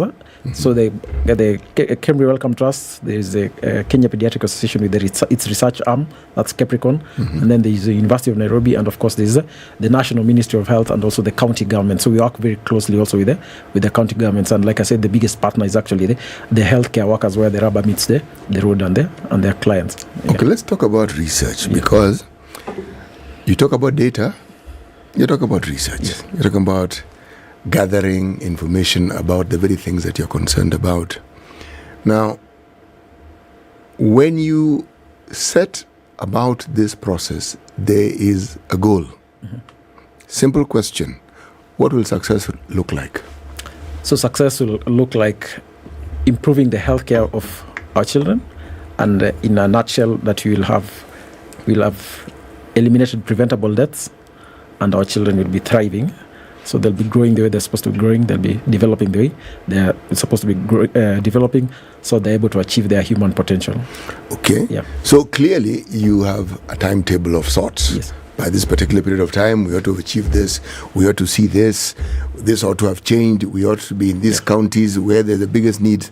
Walk us through this and tell us, from the time you started, the changes you're seeing, the benefits you're seeing, and how far you are from meeting, say, the first set of goals you set, and what you hope to do to meet the second, and so forth. Okay, thank you. So I'll probably start from the first objective. So the first question was, can we actually get good quality data from routine healthcare in our facilities? So I think we have answered that question, that it's possible to get good quality information. Next is what then can we do with that information? So what we've been able to do with the facilities, and that was one of our primary goals, is to actually, for healthcare workers at the facility level, to use that data themselves to improve the quality of care. And we have seen people working, so things that previously you'd call simple things that make a huge impact. So like for instance, making sure that every child who's admitted in the hospital has a HIV test done, because that changes how they're treated. Every child who's very sick has a blood sugar taken. Every child who comes to the hospital, that we have clinical practice guidelines and says that this is the path you should follow, that you should use these characteristics to assess, classify and treat. That we have been able to see that hospitals, and we are able to track over time performance in this evidence-based medicine, as we say, on a larger scale from research point of view. So I'll start off from the newborn side, because I have a predilection for the newborn. One of the things we've been able to do is we've worked very closely with the Ministry of Health to, from a health system strengthening point of view, to actually improve the information tools that we have at a hospital level. And that answers the previous question, that some of this data that we collect doesn't have to be within a research setting.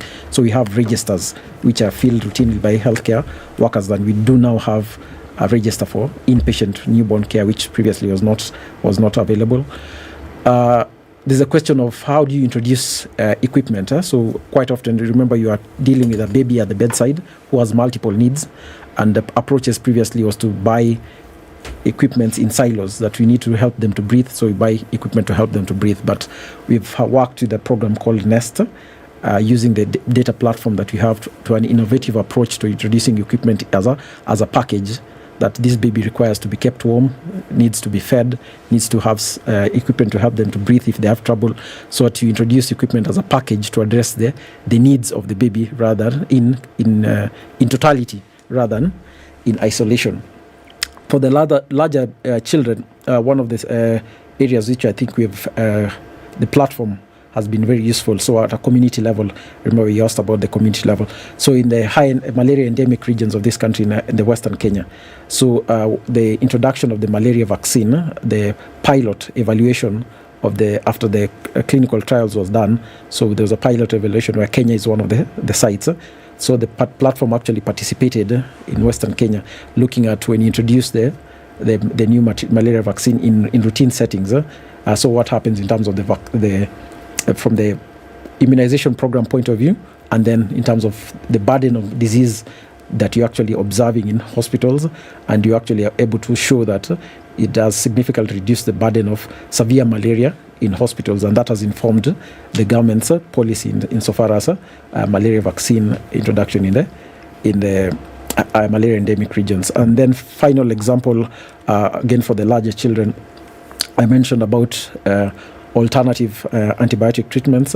So we have moved from, we do know resources are scarce, and we have to make a very clear choices on who needs hospital care. So we, based on trials, clinical trials done actually within the platform for a set of certain severity of pneumonia, we've been able to actually show that you can use oral antibiotics, which of course has the immediate implication that these children do not need to be in hospital, which has huge implications on family and resources and so on. Yeah. So then what does the cost element look like for this kind of healthcare? Preventative in this case rather than curative, but usually then has a price tag attached to it. And for folks who would not be able to afford it on a regular basis, what does it look like? Of course, you want to invite the whole UHC conversation into all of this and say, would it then be possible to have mothers, pregnant in hospital at a nominal fee?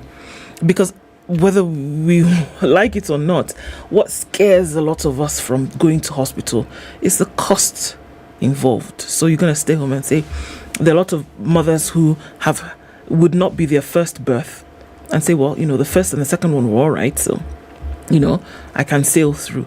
But the cost element then discourages a lot of people from seeking this preventative care. What does that look like within the network? So, so a very important aspect, the financing is actually one of the key 6 blocks, as WHO says, of the healthcare system. So, whereas for the clinical information network, we are not working directly with costing. I do have to say that we have colleagues who are working very closely with the Ministry of Health, looking at, so like for instance, evaluating the Linda Mama program. They have colleagues who are actually looking at designing the packages that would be covered under universal healthcare. So I, as a pediatrician and epidemiologist, I don't have the numbers which a health economist would give you, but certainly there's lots of work with colleagues going on with that in that area. Is there a reason why the clinical information network does not involve obstetricians and gynecologists? I wouldn't say it's an exclusion. We definitely would like to be involved. So it's a reflection of the starting point that we started off from the child health point of view. So and it's a legacy of the research group that we work with. So we started off looking at child health, and the problems for the children within the units were such that we are looking inwards, and then now with the development or the improvement of things. With the priorities that we'd had then now we are at the point that now, yes, definitely we need to start looking at not necessarily with CIN managing everything, but in a collaborative way that we do have from the obstetric point of view, that certainly that's an area we would like to work with. And having said that, I will have an example of collaboration now. We've also started working with the adult side of things, and that has a direct bearing on children, because we do know in our hospitals that children who are above the age of 12, for instance, do end up being taken care of by the adult physicians, and they end up in the adult wards in our public hospitals. So that's an example of how we as an exemplar of moving beyond the traditional pediatric population and working with other peoples within the hospitals. What would it take to add OBGYNs into this network? So it will take resources, definitely, because it's the collecting data has a cost element, that's definitely, but that's one part of it. The bigger part of it is actually engagement, because as if you look at the CIN, what it aims to do, the first thing is actually stakeholder engagement, because working with people is the most important element, and there's work going on both within the program and also within our collaborators to working together with the other people in that space, like the COGS, the Kenya Obstetric and Gynae Society. So it's a work in progress, starting off from the stakeholder engagement. To bring them on board. Yeah. You'll notice, Daktari, that I'm focusing a lot more on the newborns. Yes. and going before birth. Yes. Right? Because you've told us the majority of the deaths before under 5 Yes. actually happen in these first 28 days. Absolutely, yeah. And that tells us a lot. That tells us that this child, by the time they're born, they're already predisposed to actually being admitted to hospital. Absolutely. So it's important that we think, okay, so how do we make sure that by the time the mother is going to the labor ward, the baby that they're about to be delivered of is actually prepared to live by themselves? Which brings me to the point of that this antenatal care and the number of women who actually access these services, and then those that don't. It sounds to me that one of the things that you'll need is a lot of information and awareness for all mothers to know that it's a good thing for you to see a specialist or go through this program of antenatal care before delivery, and to understand why. And then bring in the community health workers and ask, how can we use the community health volunteers to do some of these basics? Testing high blood pressure, for example. How can you regularly doing the test of high blood pressure? Would that have an impact on making sure that by the time the mother is going to labor ward, then the child has a higher chance of survival? Yeah, absolutely. I couldn't put it better myself. That I think what you're saying is that is a reflection of perhaps like what I was saying. The health system has to be responsive to the needs of the clients in a way that actually suits matches their problems. And like you're saying, the levels of the health system, it starts right at community level. So and what I would say is that the approach should be, what can we do with what we have? And there's still lots we can do without even necessarily putting in more resources. So we do need extra resources, but there's from the lessons we've learned with the CIN and looking at hospital level, what we've been able to do with available resources, the clinicians, without so the CIN doesn't put in anything else apart from the data collection. So it's very possible to optimize what we have across the health system, addressing exactly what you're saying. So whereas we are not necessarily directly working with the maternal side, that's certainly the principle of it is we have been able to show that principle of it of optimizing available resources even before you put in more resources. And having said that, that also brings me to an example of even as you are investing, you have to have information to allow you to invest efficiently. So things like if it seems obvious that you need more healthcare workers, but you'd be surprised there's actually very little work that has gone into saying that if you're going to introduce health workers, so how many, what specialties, and that kind of thing. So and where. Right. So we have some work which we're actually doing at least from the newborn side of things, which is generalizable in the sense that at every level of the health system, that's a question that needs to be answered. We've touched on the community health workers, we've touched on the nurses, the clinical officers, but there's this little detail of how these individuals are trained. Yes. You said you are at the University of Nairobi. Yes. Now, Kemri is mandated to research, okay? Health research. How do you ensure that this thinking that we're discussing here is part of the training of the health care community, the providers of healthcare, so that it isn't just this small group that now comprises the CIN, but even as one goes through the process of learning and wanting to be a healthcare provider at whatever level, that they understand this, so that with every new output of people who enter the workspace, there is this renewed thinking that involves research, that involves the preventative care of, yes, units are taught, but the focus on it, so that what the findings you've had in research are actually put into practice as wholesomely as possible. So thank you. Excellent question. So that comes to the human resource and training of the human resource. So the work we've been able to do is that, so it starts with the regulatory bodies. So we do engage with the regulatory bodies very closely to inform our research work. And so one of the things we do, for instance, is when you're doing evidence synthesis to inform clinical practice guidelines, we involve people from the training institutions and also from the both medical and nursing and clinical officer councils, for instance, regulatory institutions. So giving concrete examples. So, for instance, we have a program for the newborn, training on using of equipment and essential newborn care. So that has currently been embedded in pre-service training both at the university level. So when you're training medical doctors and nurses, so we do that training program. They do learn what is the current best evidence at pre-service level, so that when they appear at the service points, they're already aware of what is the best practice right now. And also at the Kenya Medical Training Center, so there's also that training has now gone into the pre-service level for the training of the nurses and the clinical officers. So the answer in short is yes, we have engaged training institutions, and we are working both at pre-service level and also working with the professional organizations at post-qualification using a continuous medical education approach. Daktari, we thank you very much for joining us. Thank you very much. Informative.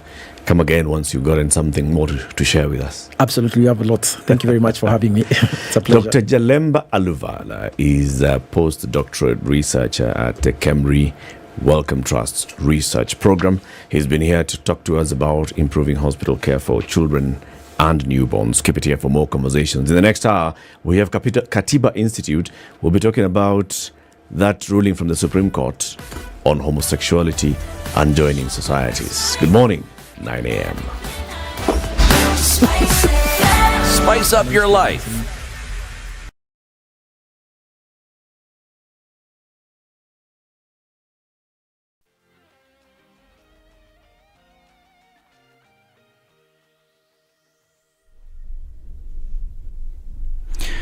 Good morning, this is News. I'm Dennis Aseto.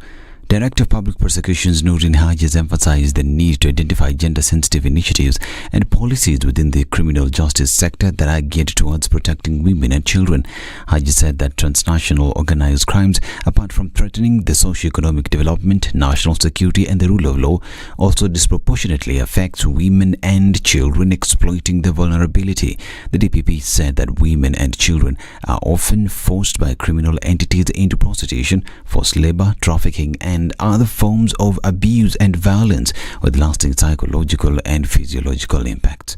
Information, Communications and Digital Cabinet Secretary Eli Doualo held a meeting with World Bank Vice President responsible for infrastructure Guang Zichem. The meeting at the ongoing Mobile World Congress in Barcelona, Spain, was in relation to the funding of the Kenya Digital Economy Acceleration Program, KDAAP. It's set to facilitate $600 million financial support to Kenya towards the Kenya Digital Superhighway project. The Mobile World Congress is a global ICT event coordinated by Global Systems for Mobile Association, a body for the technology, communications and connectivity sector. The European Investment Bank has committed to support the acceleration of the use of renewable energy across Africa. Speaking during a visit of the Olkaria geothermal power plant in Kenya, Vice President of the European Investment Bank Thomas Ostros hailed the use of renewable energy, saying it has helped reduce the impact of global energy shocks and carbon emissions on a global scale. The visit by the European Investment Bank Vice President comes when is keen on deploying renewable energy as the country makes progress towards achieving 100% transition to clean energy by the year 2030. And Nigeria's ruling party candidate Bola Tinubu took an early lead in the race for the presidency, according to initial tallies Monday, after a tight election marked by long delays and an opposition walked out over fraud accusations. Former Lagos Governor Tinubu faced main opposition party PDP's Atiku Abubakar in Saturday's vote, but Labour Party's Peter Obi tested the two others as a third contender for the first time in Nigeria's modern democracy, highlighting his challenge to APC and PDP dominance. Obi won the key state of Lagos, a bastion of Tinubu's support, which also has the largest number of registered voters. With President Muhammadu Buhari stepping down, many Nigerians voted with the hope that a new leader will do a better job tackling insecurity, economic malaise and widening poverty in Africa's most populous country. Voting Saturday was mostly peaceful, but thugs ransacked some polling stations. Many others opened very late and delays slowed the uploading of results to an official website meant to promote transparency. Counting was still ongoing late Monday, with 14 out of 36 states tallied, but the new Independent Electoral Commission INEC said Tinubu had won 6 states, Abubakar had 5 states and Obi 3 states. Tinubu of the APC party was ahead with more than 3.8 million votes, while Abubakar had 3 million and Obi 1.6 million, according to INEC figures. INEC resumes announcing results today, at 10:00 hours GMT. Candidates must win the most votes along with 25% of ballots in 2/3 of Nigeria's states, a measure reflecting a country split between a mostly Muslim north and widely Christian south, and with three main ethnic groups. These as former President Uhuru Kenyatta has called upon the people of Nigeria to remain patient and maintain peace as they wait for election results declaration. He spoke Monday during a joint press conference alongside Sierra Leone's former president and head of ECOWAS by Koroma, where they issued a preliminary statement on the observations on the Nigeria 2023 polls. The two former heads of state said the preliminary statement reflects the mission's finding and recommendations to relevant stakeholders in the electoral process. The head of Commonwealth Election Observers Mission and former president of South Africa Thabo Mbeki also issued the mission's preliminary statement at the press conference. Upon completing of the electoral process, the missions will issue a comprehensive report offering recommendations for improvement of future elections. And the Democratic Republic of Congo's Felix Tshisekedi has said that a conflict with rebels in the east of the country could disrupt preparations of general elections scheduled for December 20th. Congo's Electoral Commission started registering voters on February 17th in North Kivu province, parts of which are occupied by the M23 rebel group, a Tutsi-led militia that has been waging an offensive against Congolese troops for almost a year. The fighting has displaced hundreds of thousands of people, raising concerns about the state's ability to prepare for the parliamentary and presidential elections later this year. I'm Dennis Aseto. Good morning.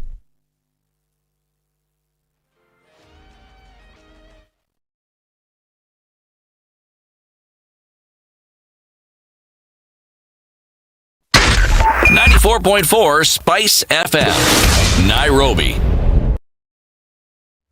It's indeed looking better coming into the city off the Thika Superhighway. Not too much in terms of traffic. We'll be able to, I think, get through that in no time. Naivasha Road, we saw that heavy traffic then connecting with Gong Road, also fizzling out right about now. We'll get through the worst of traffic hour in about half an hour or so. So keep an eye on things. We didn't do too badly on Tuesday. Let's see how it looks through the rest of the morning. We'll take another look at about half hour from now. Talk to us on SpiceFM KE on Twitter.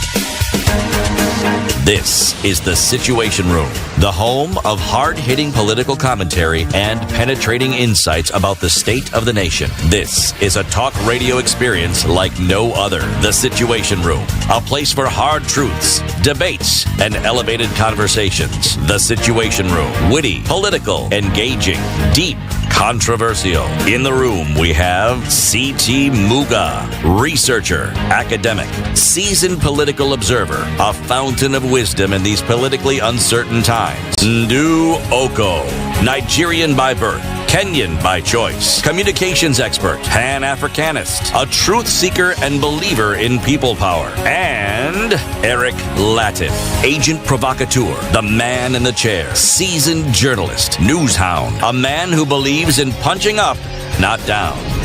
This is the Situation Room, the only way to start your day. Situation Room, this final day of February this year.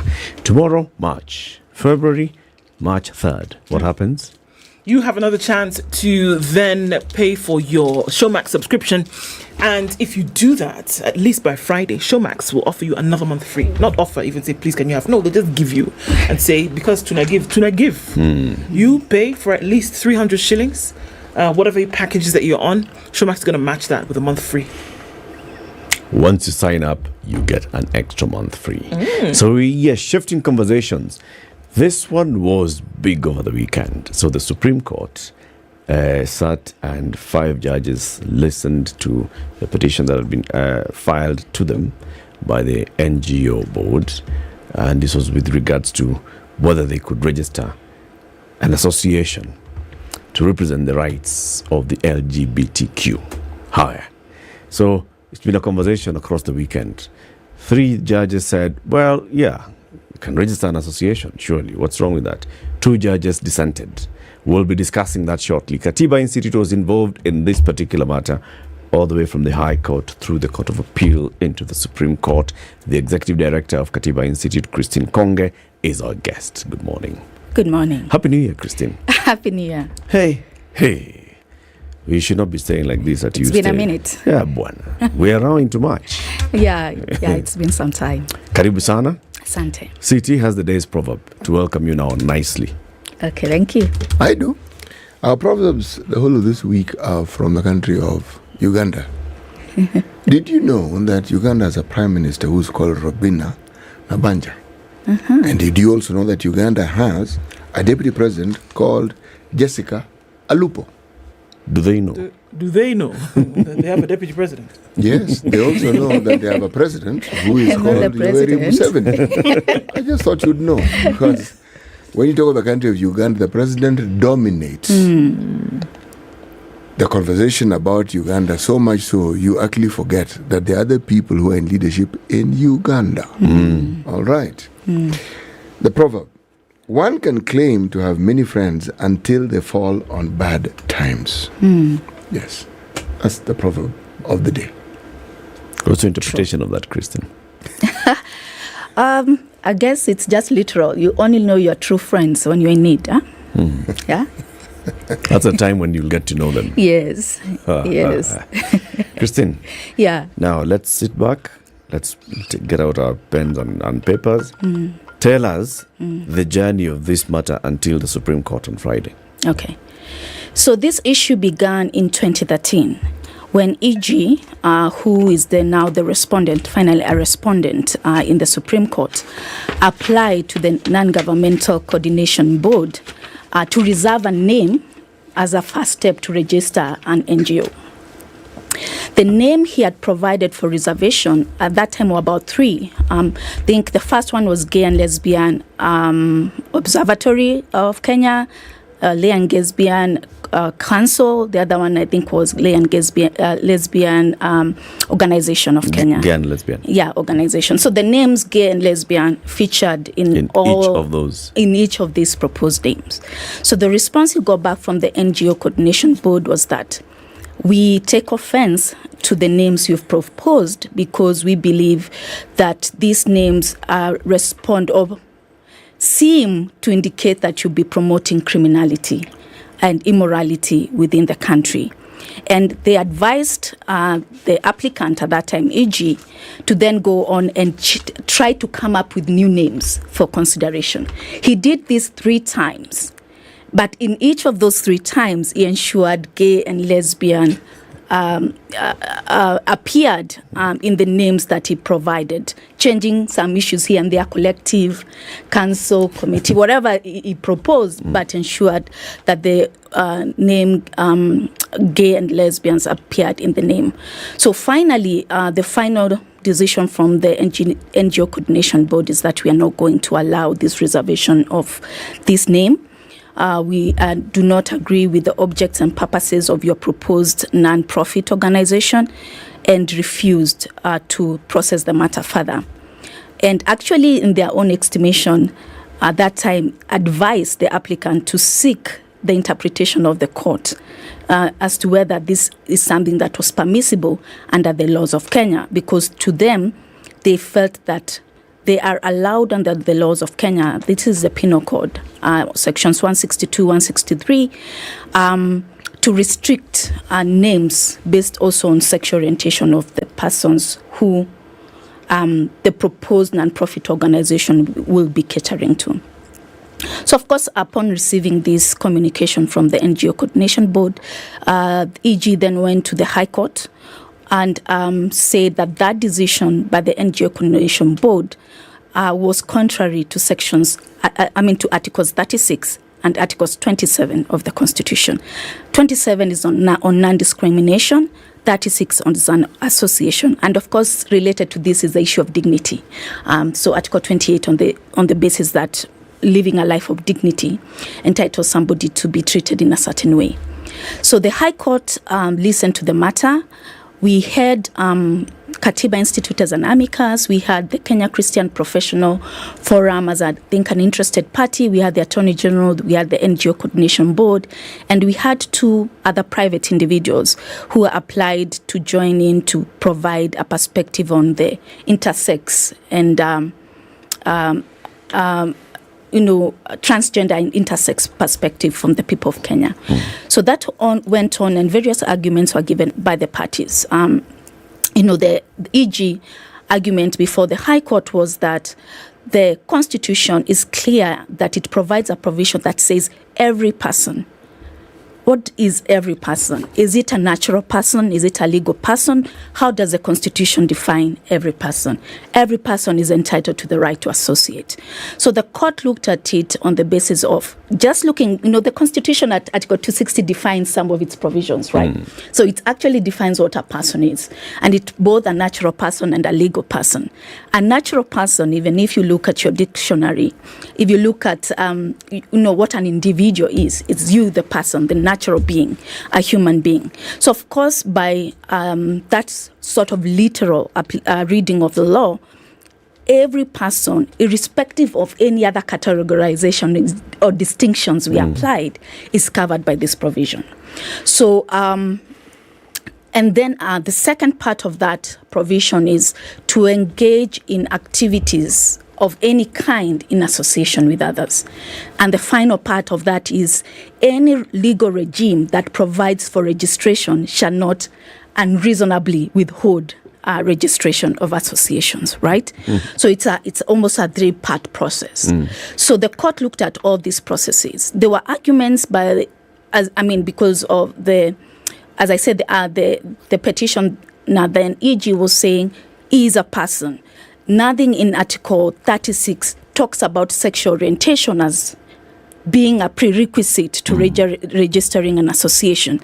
Any association can be registered as long as it pursues lawful activities. The activities we propose to pursue do not go to promoting pedophilia, do not go to promoting rape, do not even go to promoting same-sex intercourse. They are purely to look at the human rights violations that LGBT people in Kenya suffer, violence, and to address the human rights violations, other human rights violations they suffer, including privacy, health, employment. There's an array of issues that persons of LGBTI identity in Kenya suffer. So to them, that is what we are going to pursue, and nothing in those objectives is unlawful. They also saw, in terms of non-discrimination, the clauses as well speak to non-discrimination on the basis of sex, gender, and any other of the proscribed grounds. And they felt that therefore should include sexual orientation, which the court looked at. On the other side, NGO Coordination Board, the Attorney General, Kenya Christian Lawyers for KCP, I forget the other, I've gotten confused. Kenya Christian Professional Christian Lawyers Forum, something like that, said that, they address the arguments on the basis of marriage. Marriage is between, according to the Constitution, male and female. They looked at it on the basis of religion, and then they looked at it on the basis of the law, penal law, which criminalizes same-sex sexual contact. And they said it is against African values, the culture, African culture. And so those kind of society norms should come in to dictate or limit the breadth of rights that can be enjoyed by persons who identify as LGBTI. The court looked at the issues, then said the issue properly before it was not about marriage. It was not even about the morality of same-sex relations. It was not even about decriminalization. The issue before it was association and discrimination. It was going to restrict itself to that narrow issues. If those other issues should come in later, then the court would properly apply its mind to those. So based on the facts before it, the court said it is association, it's non-discrimination, and that is what the court went on to decide. And said on the basis of association, This is it. And this is the High Court. Yes, this is the High Court. On the basis of association, there's nothing in the law, constitution, or any legal regime in Kenya that restricts ability of people who identify as LGBTI from forming an association. In terms of the objectives being given by the proposed NGO, they were lawful. And there was nothing in that objectives that the court saw as promoting criminality. Okay. And in terms of discrimination, the court read into the issue of sex, the status of sexual orientation or the identity of sexual orientation. And because of that, the court allowed the petition and said the NGO board was violated the constitution by not allowing the registration. Who appealed against that? NGO Coordination Board. Of course, the EG had won his case. So the court had even given a timeline by when this organization should be registered. So then it went to so those were 3 judges of the High Court who applied their minds, who applied the law and came to that conclusion. It went before a 5-judge bench at the Court of Appeal. Those judges, and actually it's more interestingly, if you look at the Supreme Court judgment, a lot of the religious arguments do not feature there, but they are front and square in the Court of Appeal. It seemed everybody opened their Bible and was coming to court of the judges and giving their own determination of the role religion plays in the whole issue. And so quite a lot of that is discussed. The family, religion, culture is discussed a lot more in the Court of Appeal decision. Each judge gave their own opinion in the Court of Appeal. And all 5 unanimously? No, 3. So it was also a majority decision. 3 agreed with the High Court, 2 disagreed. And then it went to the Supreme Court. Yeah. Then another bench of 5. 3 agreed, 2 disagreed. So this in total are 13 judicial officers who have looked at this issue and said in their estimation, this is what we think a human right-based approach and a human right-based reading of our Constitution means. Which is what? That persons who identify their sexual orientation to be LGBTI have the right to form an association and properly be registered in Kenya and pursue lawful objectives. If that includes looking at the issues of violence that LGBTI people face, if that looks at other denial of human rights that LGBTQI people face, that is all legitimate. I do believe as well, I was following this conversation throughout the weekend, and yesterday I tuned in to a newsroom discussion of this. People are saying, is there evidence of this? And I do believe organizations like the Kenya Human Rights Commission, the Kenya National Commission of Human Rights have actually documented this, and you can read their reports and find out more of the human rights violations and issues that LGBTI people in Kenya face. Okay. So there's one issue here, which is rights, and the rights of everybody, every person to associate and to register an association. And as long as they are promoting legal stuff, and as long as they are following legal means, higher.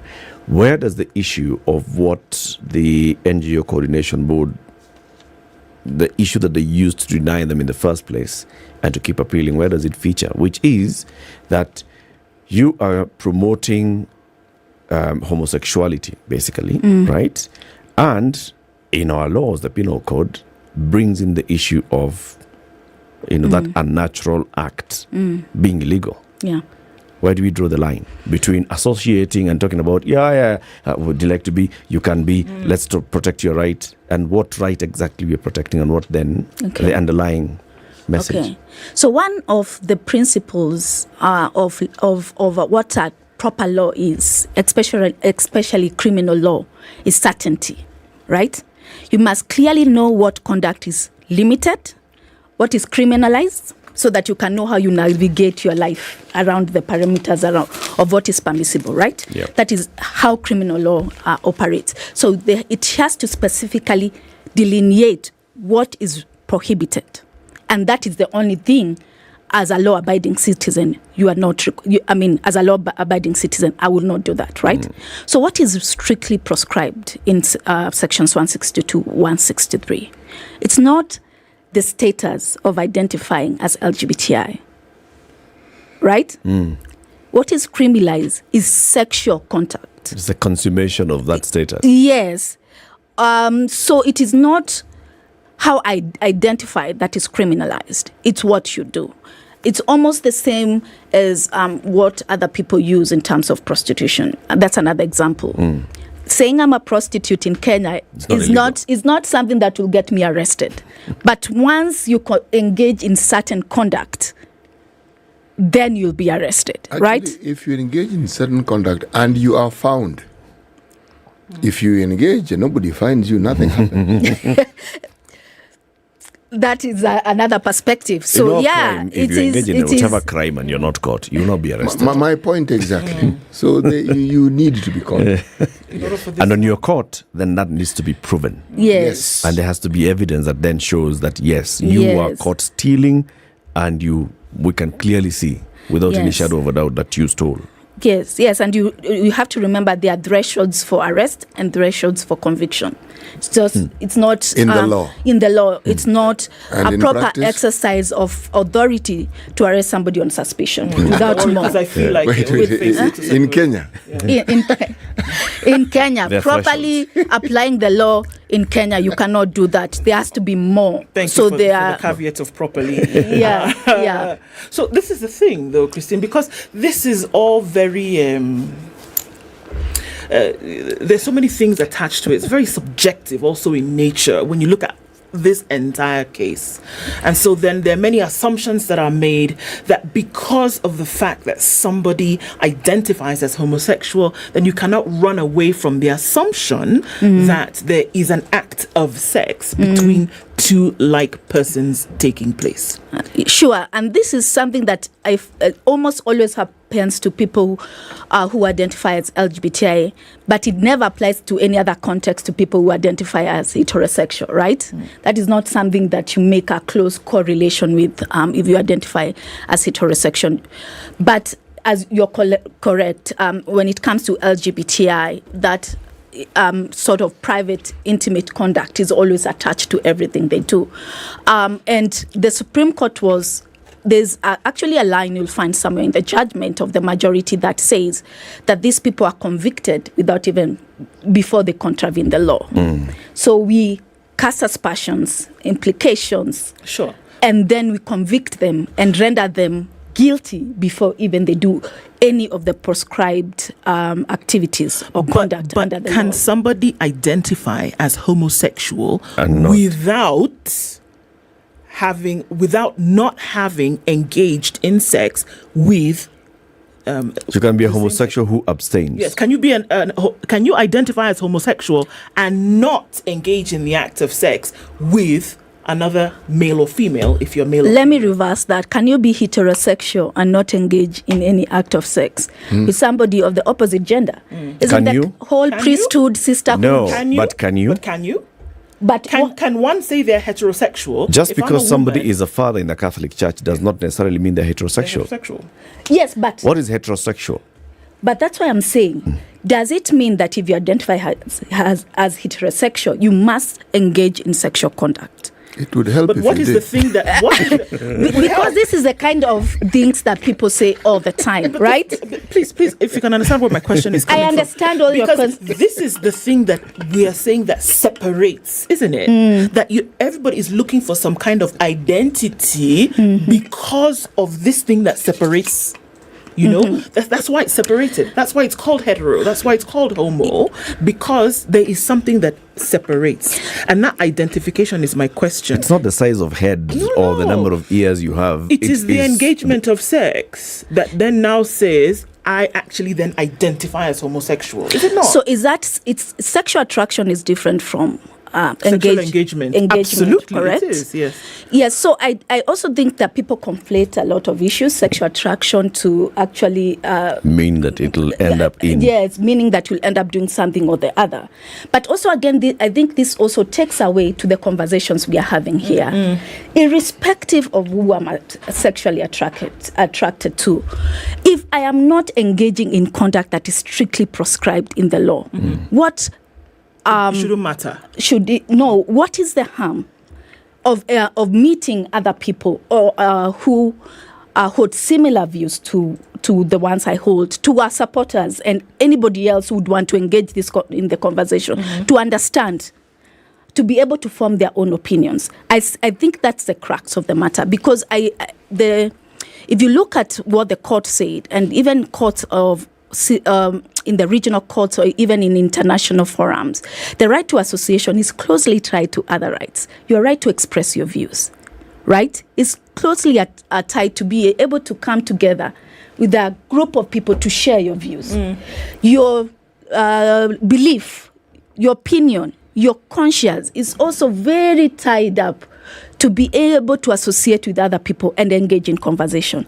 Your religion, your culture is tied to be able to come together with other people and express views. And it can be views on any issue. It does not necessarily only need to limit LGBTI people to engaging in certain sexual acts. That is a very lawyerly argument, which I understand, all right? Yes, because I'm a lawyer. You're looking at the law, you're looking at the letter of the law, but you're forgetting the small matter of the spirit of the law. Okay.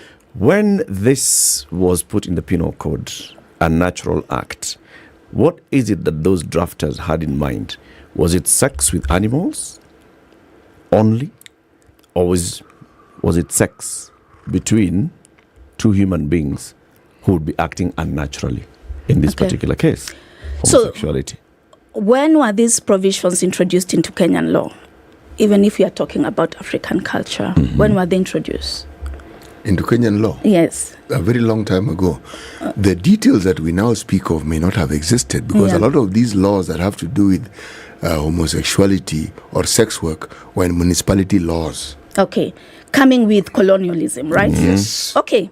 So this we are applying a Victorian understanding, evangelical understanding of what was right and wrong at that time. Okay. And then it came into Kenya and it was adopted. Yes. And now has become part of our law, and therefore say, because of religion as well, has formed part of discourse on religion and maybe part of discourse on culture.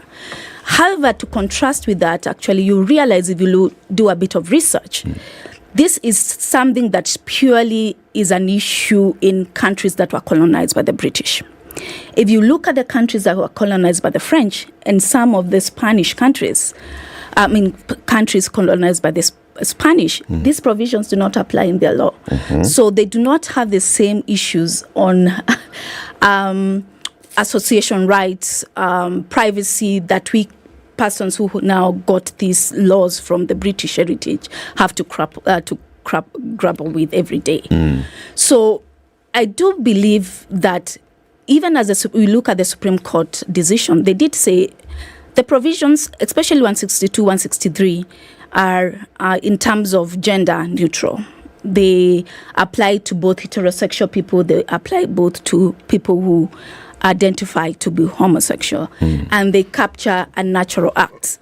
A natural act under Victorian England covered a lot more It went into very many things. Yes, so that is captured for both people who identify as heterosexual and as well as homosexual. Okay. Do you think the Kenyan society views and accepts homosexuality? Well, I don't know.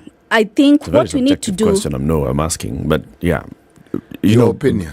In your opinion, based on your own, pulse of the nation and all. I can't definitively say yes or no, because I don't think anybody has done, apart from statements that say we believe Kenyans are not supportive of LGBTI rights, or a perspective from the church. I cannot definitively say that Kenyans sway this way, one way or another. It is difficult to do that, right? It's difficult to do that, and that's why I think the Supreme Court was saying about having this conversation in a context that allows for exchange of views, in a context that is constructive, open to hearing views from both sides. Views from the people who have concerns on issues of culture and religion, and views from the people who think Kenya should be more inclusive. Do you think, Christine, the Kenyan society is accepting of abortion? I think by and large medical abortion, yes.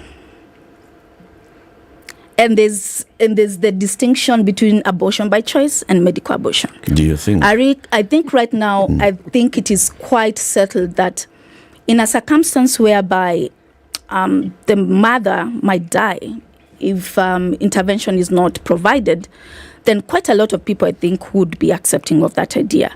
I know there is now controversy over abortion by choice, right? Yeah. I think that's where the controversy is. Okay. And actually, those difficult conversations or questions, Eric, are settled by the Constitution. Okay. Right. This Constitution was written by the Kenyan people. Yes. And that's where I'm heading. Yes. In the years of writing and discussing this Constitution, from the days of Yashpal Gai coming all the way to Nzamba Kitonga coming to the referendum of 2010, these conversations were actually taking place, were they not?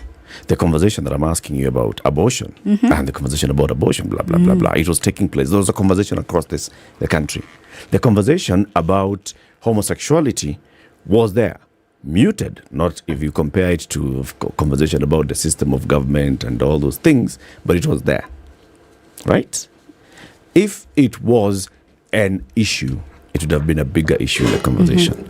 If it was, well, people don't really give a hoot one way or the other, then those who were propelling it would have found that issue in the Constitution. Would they not? So the issue, for example, just to go back to your last issue on issue of abortion, medical abortion is clearly allowed and documented in the Constitution. If you look at and it had to be made medical. It had to. You see, the conversation was so heated. Yes. It had the drafters of the Constitution had to be very clear on the parameter. Yes, but actually, I have to say, one thing that people forget is always in the Bill of Rights, there's a provision in the Bill of Rights that says it's not exhaustive. To allow for the passage of time, people's views, society develops, medical, culturally. But at that point, all things are always in flux, right? At that point, it recognized that at this point, this is how much limit we are giving. And maybe you can direct me to that because it took cognizance of the conversation that was taking place. That's why the Constitution now, you say it's medical abortion. It doesn't say, well, you have a right to make a choice on whatever. And there had to be a conversation about defining life. Yes. There had to be a conversation about at what point does life end and terminate. There had to be a conversation about where does life begin, right? So I have to say, because this was an issue. Yes. I have to say, though, the issue is, for issues that we think are controversial, and which maybe there are always two very strong divergent views, right? You are so sure that your position is right on this other side, and on this other side, somebody else is very sure their position is right. I think in such situation, the Constitution has allowed us one option. In those issues, go to the courts and have the courts interpreters and tell us, based on what the drafters of the Constitution had in mind, based on developments, legal developments in human rights protection, based on developments in other similar democracies to Kenya, what would this mean now? 10 years down the line, what would this mean? 12 years down the line, what would this provision mean? And also understanding that Kenya as well allows for multiplicity of religions, multiplicity of cultures, multiplicity of views. So the rights are usually also read in reverse. The fact that you have a right to religion, I have the right not to have your religion imposed on me. The fact that you have the right to culture, I have the right not to have that culture imposed on me. The right, you have the right to association, I have the right not to be forced to join any association. So it is always give and take to allow freedom as much as possible. So those are the kind of things we also need to remember in this kind of conversations we have. So when you are looking at those parameters and bring that up to the court, whose only fidelity is to the law, irrespective of their personal views. Really? Yes. Really? They are supposed to actually remain. They are supposed to. Yes. That is correct. They are supposed to only have fidelity to the Constitution. So irrespective of their religious leanings, irrespective of their cultural leanings, they actually have to look at the law strictly and see how it applies. Of course, as Muga says, sometimes cultural society contexts have to be taken into account. Public opinion. But not all the time can public opinion carry the day. and especially on issues of protection of minorities and vulnerable people. Popular opinion.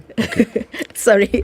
Let me finish up, Buga. No. You can go. I just want to find out whether we're going to this break so that you can continue and finish, and then I can ask my question after the break. Okay, popular opinion is as provided by the Constitution. We have constitutional supremacy, and to go back to where we started from. Yeah. To base us. 20 minutes to 10. Christine Konge, the Executive Director of Katiba Institute, is joining us. She's been on this journey all the way to the Supreme Court as amicus in this matter, where somebody would like an association registered, and the Supreme Court says absolutely nothing stops the NGO Coordination Board from registering an association just because it has a name, gay and lesbian, in it, and that they're promoting the rights of Kenyans in this country. Tell Christine about Flying Emirates, especially first class and business class. Flying, as we all know, is simply to get you from one place to the other quicker. Yes. And research and practice has shown that one of the safest ways of traveling is actually by flying. Only problem is every once in a while when they have a problem, it is catastrophic. Every once in a while. But now we come to Emirates. We say fly better. The very process of flying and feeling as though you are traveling in the most comfortable way possible. Now that is possible when you fly either business or first class with Emirates. So it's an experience that can best be described as almost out of this world. Or should we say up in the sky? Fly better with Emirates. This is the Situation Room, the only way to start your day. Get 2 months of Showmax for the price of one. In a give, Real Housewives, rich auntie vibes, and that bling. Samakuwa Mocha. Toast to luxury. In a give, single Cassie, girl power. Cheers! And gravity-defying Top Gun victory flyby. Woo! In a give, Kupindukia. So subscribe now to get 2 months for the price of one from only 300 shillings for limited time. In a give, Showmax. Sign up at showmax.com. We'll see highs of 28 today, partly cloudy conditions in Nairobi, currently at 20. It's 22 and sunny in Nakuru, highs of 29, and we'll see highs of 27 in Nyeri. 26 will be the high and partly sunny Eldoret, and at 30, Mombasa is sunny. It will see highs of 32. Good highs of 31 in Malindi, where the sun is up as well at 29. 25 and sunny in Kisumu, highs of 29, and we'll see highs of 31 in Kakamega. 21 and cloudy in Kampala, 29 and sunny in Dar es Salaam. It's 19 and sunny in Johannesburg, and we'll see highs of 33 in Lagos and 29 in Kinshasa. It's 14 and sunny out in Beijing Tuesday afternoon, and -2, a snowy day in Paris, going to highs of 5. It's mostly cloudy at 2 in London, going to highs of 8. Rain and snow in New York at 1 degree, highs of 4 and lows of 0.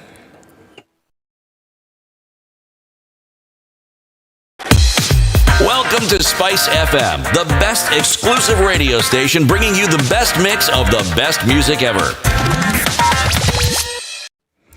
Traffic hour comes to a close this morning without too much drama left on the Thika Superhighway, just a little bit at the Utali Drift, taking you into the city. Jogga Road has done very well today, well done. As has the Southern Bypass, a little bit of traffic that there was earlier this morning, but that has been sorted out. Coming off Kiambu Road into Limuru Road, also not looking too bad. Good morning. Spice FM KE through the rest of the morning. Let's see what's going on and keep things moving.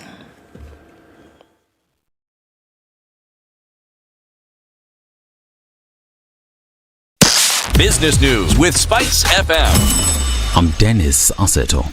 Kenya and Algeria have initiated negotiations that will allow bilateral trade in various commodities including tea, coffee, nuts, fruits and flowers from Kenya and oil, gas and petroleum from Algeria. The development was announced during a meeting between Speaker of the National Assembly Moses Wetangula and Algeria's Ministers of Energy and Mines Mohamed Arkab and the Minister of Trade and Export Promotion Kamel Rezig. Algeria commands a huge energy sector as an oil-producing country in the continent, while Kenya is big in producing and exporting tea, coffee, nuts and flowers, among other products that the two countries can mutually benefit from each other.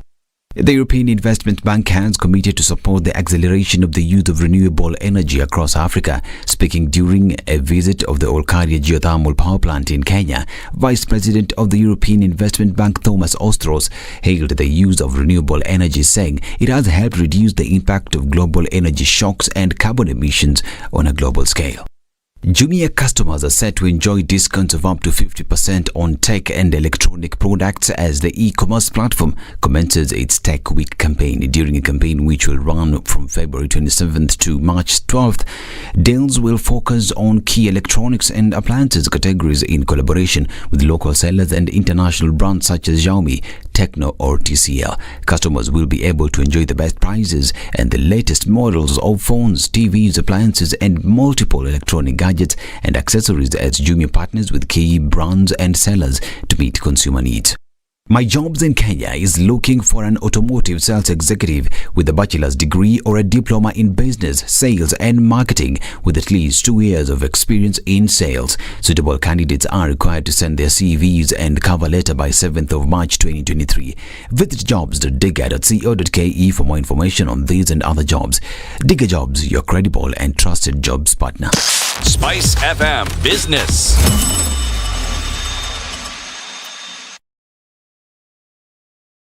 Mature, intelligent talk every morning. Spice up yourself.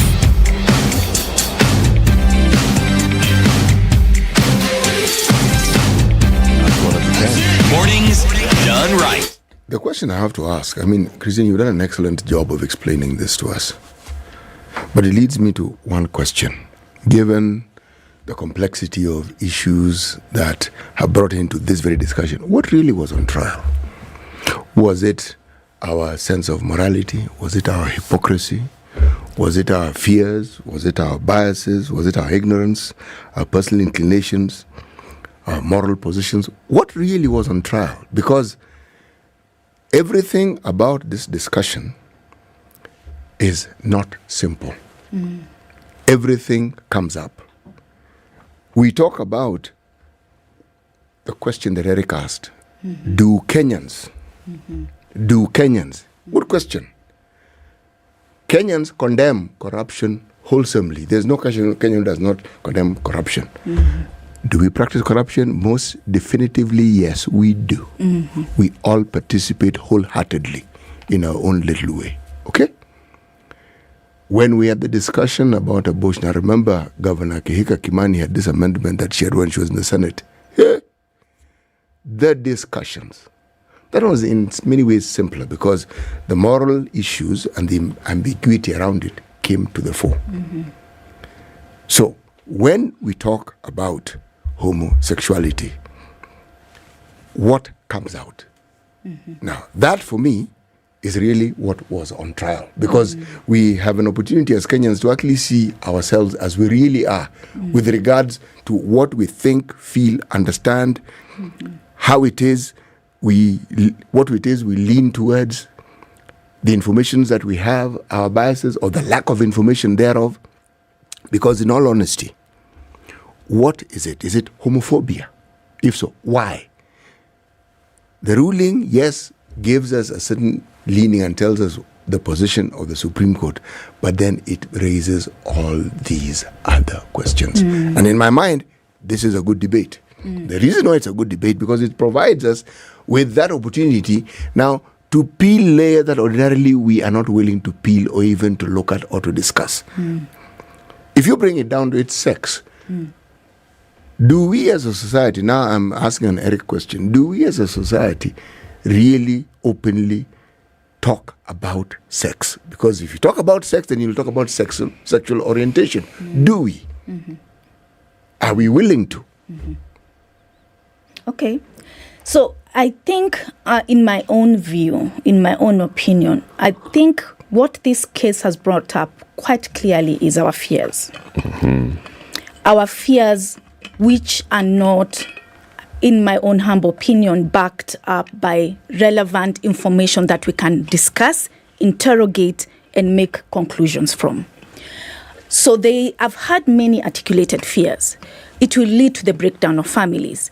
It will lead to the demise of the human population. It contravenes the whole purpose of marriage, which is procreation.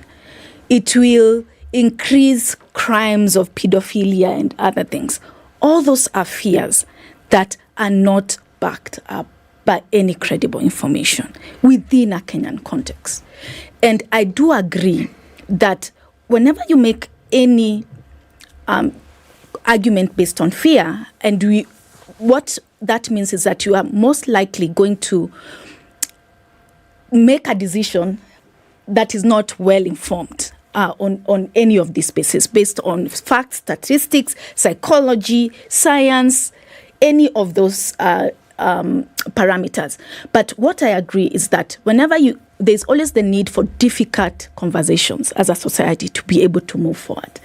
Difficult conversations which are constructive, no matter how difficult, will be able to move us forward one way or the other. Or we are going to know definitively who we are one way or another. So I am happy that this conversation as well is happening.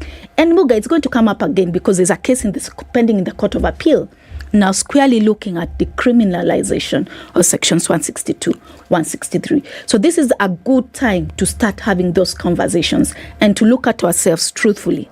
Consider also, Christine, when you look at what we call the lived experience. I mentioned corruption for a reason. We really condemn it loudly. Everyone talks about it loudly, and yet we practice it. Okay? Yeah. Now, you're saying the fears that people have may not be substantiated by evidence in that.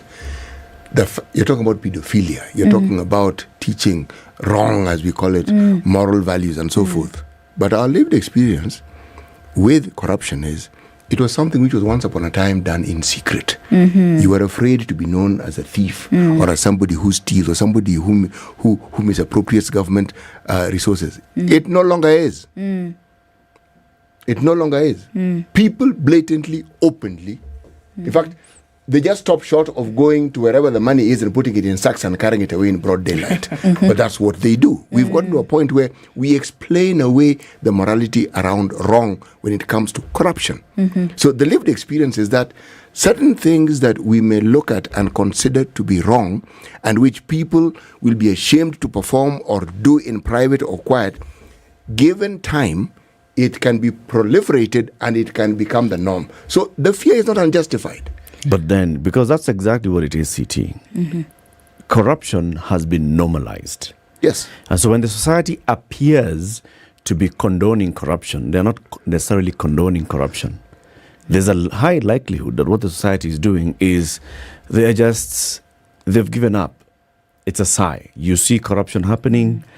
It doesn't happen so you'll talk about it, you'll complain about it, but then there's nothing, you feel that there's nothing that you can do about it. Okay? And so you see that the only way that I can also actually continue living my life is if I participated in, as corruption is passing by. Say, oh, there it is, bad thing. If something can just drop on my lap. It is because of that normalization of corruption.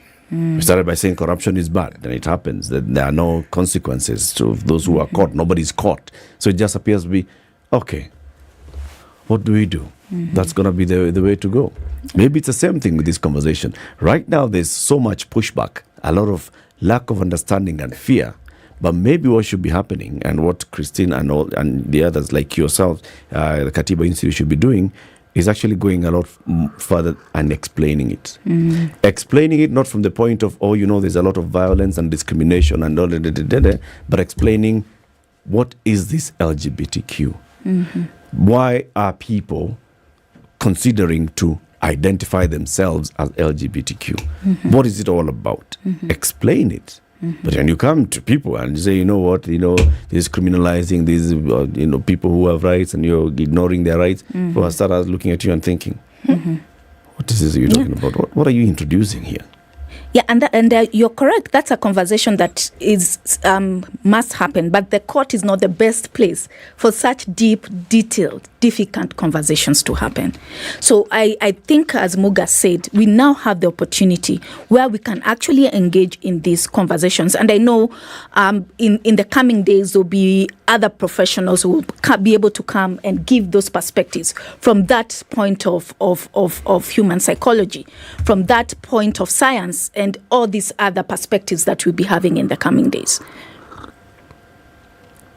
When you consider the eventual consequences of the end result of some of these things, again, I'm talking about lived experience, people respond sometimes, not because they can actually explain or understand fully their response, but whatever evidence they have, whatever lived experience they have, no matter how little it is, that is now what determines the position that they take.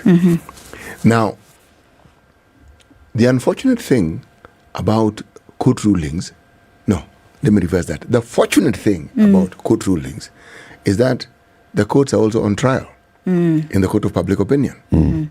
Because people then have an opportunity to understand something about the law which they didn't understand, but they also have an opportunity to have a discourse about a ruling which ordinarily they wouldn't have had if that ruling had not been there. So this space opens up that much more. But the other thing that comes into this discourse is not even what we're saying here, external influence from the West. Yes. It takes center stage. And that also is something that people react to, and react to strongly. So there are a lot of conversations that we can have around lived experiences. If you want to look at what lived experiences mean in other contexts, African context, where this conversation has progressed a little bit more than Kenya, we can look at examples of Botswana, we can look at examples of Mozambique and South Africa, and come to understand what are the consequences to society by liberalizing sexual identity, sexual orientation. Those are conversations we can have to look at what are their lived experiences and what the impact has been to their society. Then we can actually be able then to apply to us in our circumstances and say, so what will be the impact of Kenyan society? Because also the lived experience is just because people who identify as LGBTI have not been given formal recognition in the law doesn't mean they don't exist. And they are from this same society. We have created them. They naturally exist in this same. We've what? Let me rephrase that. Okay. They exist within our society. Okay. As we. Right? Because they are not aliens who have come and dropped off, right? They are our sisters, they are our brothers, they are our uncles, our aunties, our sons, daughters, nephews. Within this same society, within the same culture and values and principles we have, we still have people who identify as LGBTI. So that is the conversation we need to have without excluding and sometimes directing violence. That actually would mean that for some of these people, stepping out the house sometimes can be a danger to your own physical self, right? It can. It can. But having conversation that moves us to a close understanding of where we stand, I think that should be encouraged. The seeking for being able to then associate, is it propelled by this fear that you speak of? Is it propelled by, historically, there was violence meted out upon this community, and that is the reason why it's gone through this legal process and said, allow us to even associate, and that if any kind of violence then is meted upon the community as they seek to associate, that then is criminalized? Is that the reason? Is that a propellant? I think not only historical, but currently happening, right? I think if it was something that they felt they have the freedom to be able to do in this society, not have ended up in court. Because it will be something that is widely accepted within the society. The fact that they are going to court to ask for protection shows they are suffering under some sort of victimization and oppression. And so they go to court as a sort of, I think, last refuge. As a last measure. Yeah, to try and make their life a little bit better. Talk about Western influence. Right? City mentioned it. So there's this feeling that, okay, so the West is basically pushing it or ramming it down the throats of these African countries. Even when you talk about in every new deal that you signed has to be a clause on you shall uphold human rights and that's this and the other. Why is that? Well, that could be something that is actually beyond me at the moment. I do understand the fears that come with this, the fact that there is a known Western agenda that seems to be promoted. I do not, that has to be contextualized, because I also believe that there are other agendas that are also pushed by what I would call the more conservative evangelical churches in the West. Yes. Those ideas are also pushed here. Issues around women's rights, greater issues on women's rights on medical access, bodily autonomy. All of those are mixed and come here together to make this hodgepodge of issues, right? So I would not say whether it is a Western idea or understand the imperatives behind it. What we need to do is personalize it, individualize it at a personal level to be able to make headway of it. Or just ignore. Yes. Maybe we are just being used as a playground by the left and right of the West. Yeah, so we actually need to bring it to our own context. To make ignore it. Yes, if you have to. Why Yes. bring it to our context? It's their fight. Let them fight it. Christine, thank you very much for joining us. Christine Konge is the Executive Director of Katiba Institute. She's been here with us, explaining to us the decision of the Supreme Court. Keep it here for more entertainment coming your way today. Sugar and Spice coming at 11. Then you have Quatch coming in the afternoon. We'll be back tomorrow morning from 6 a.m. Kenya's biggest conversation. Good morning, 10 a.m.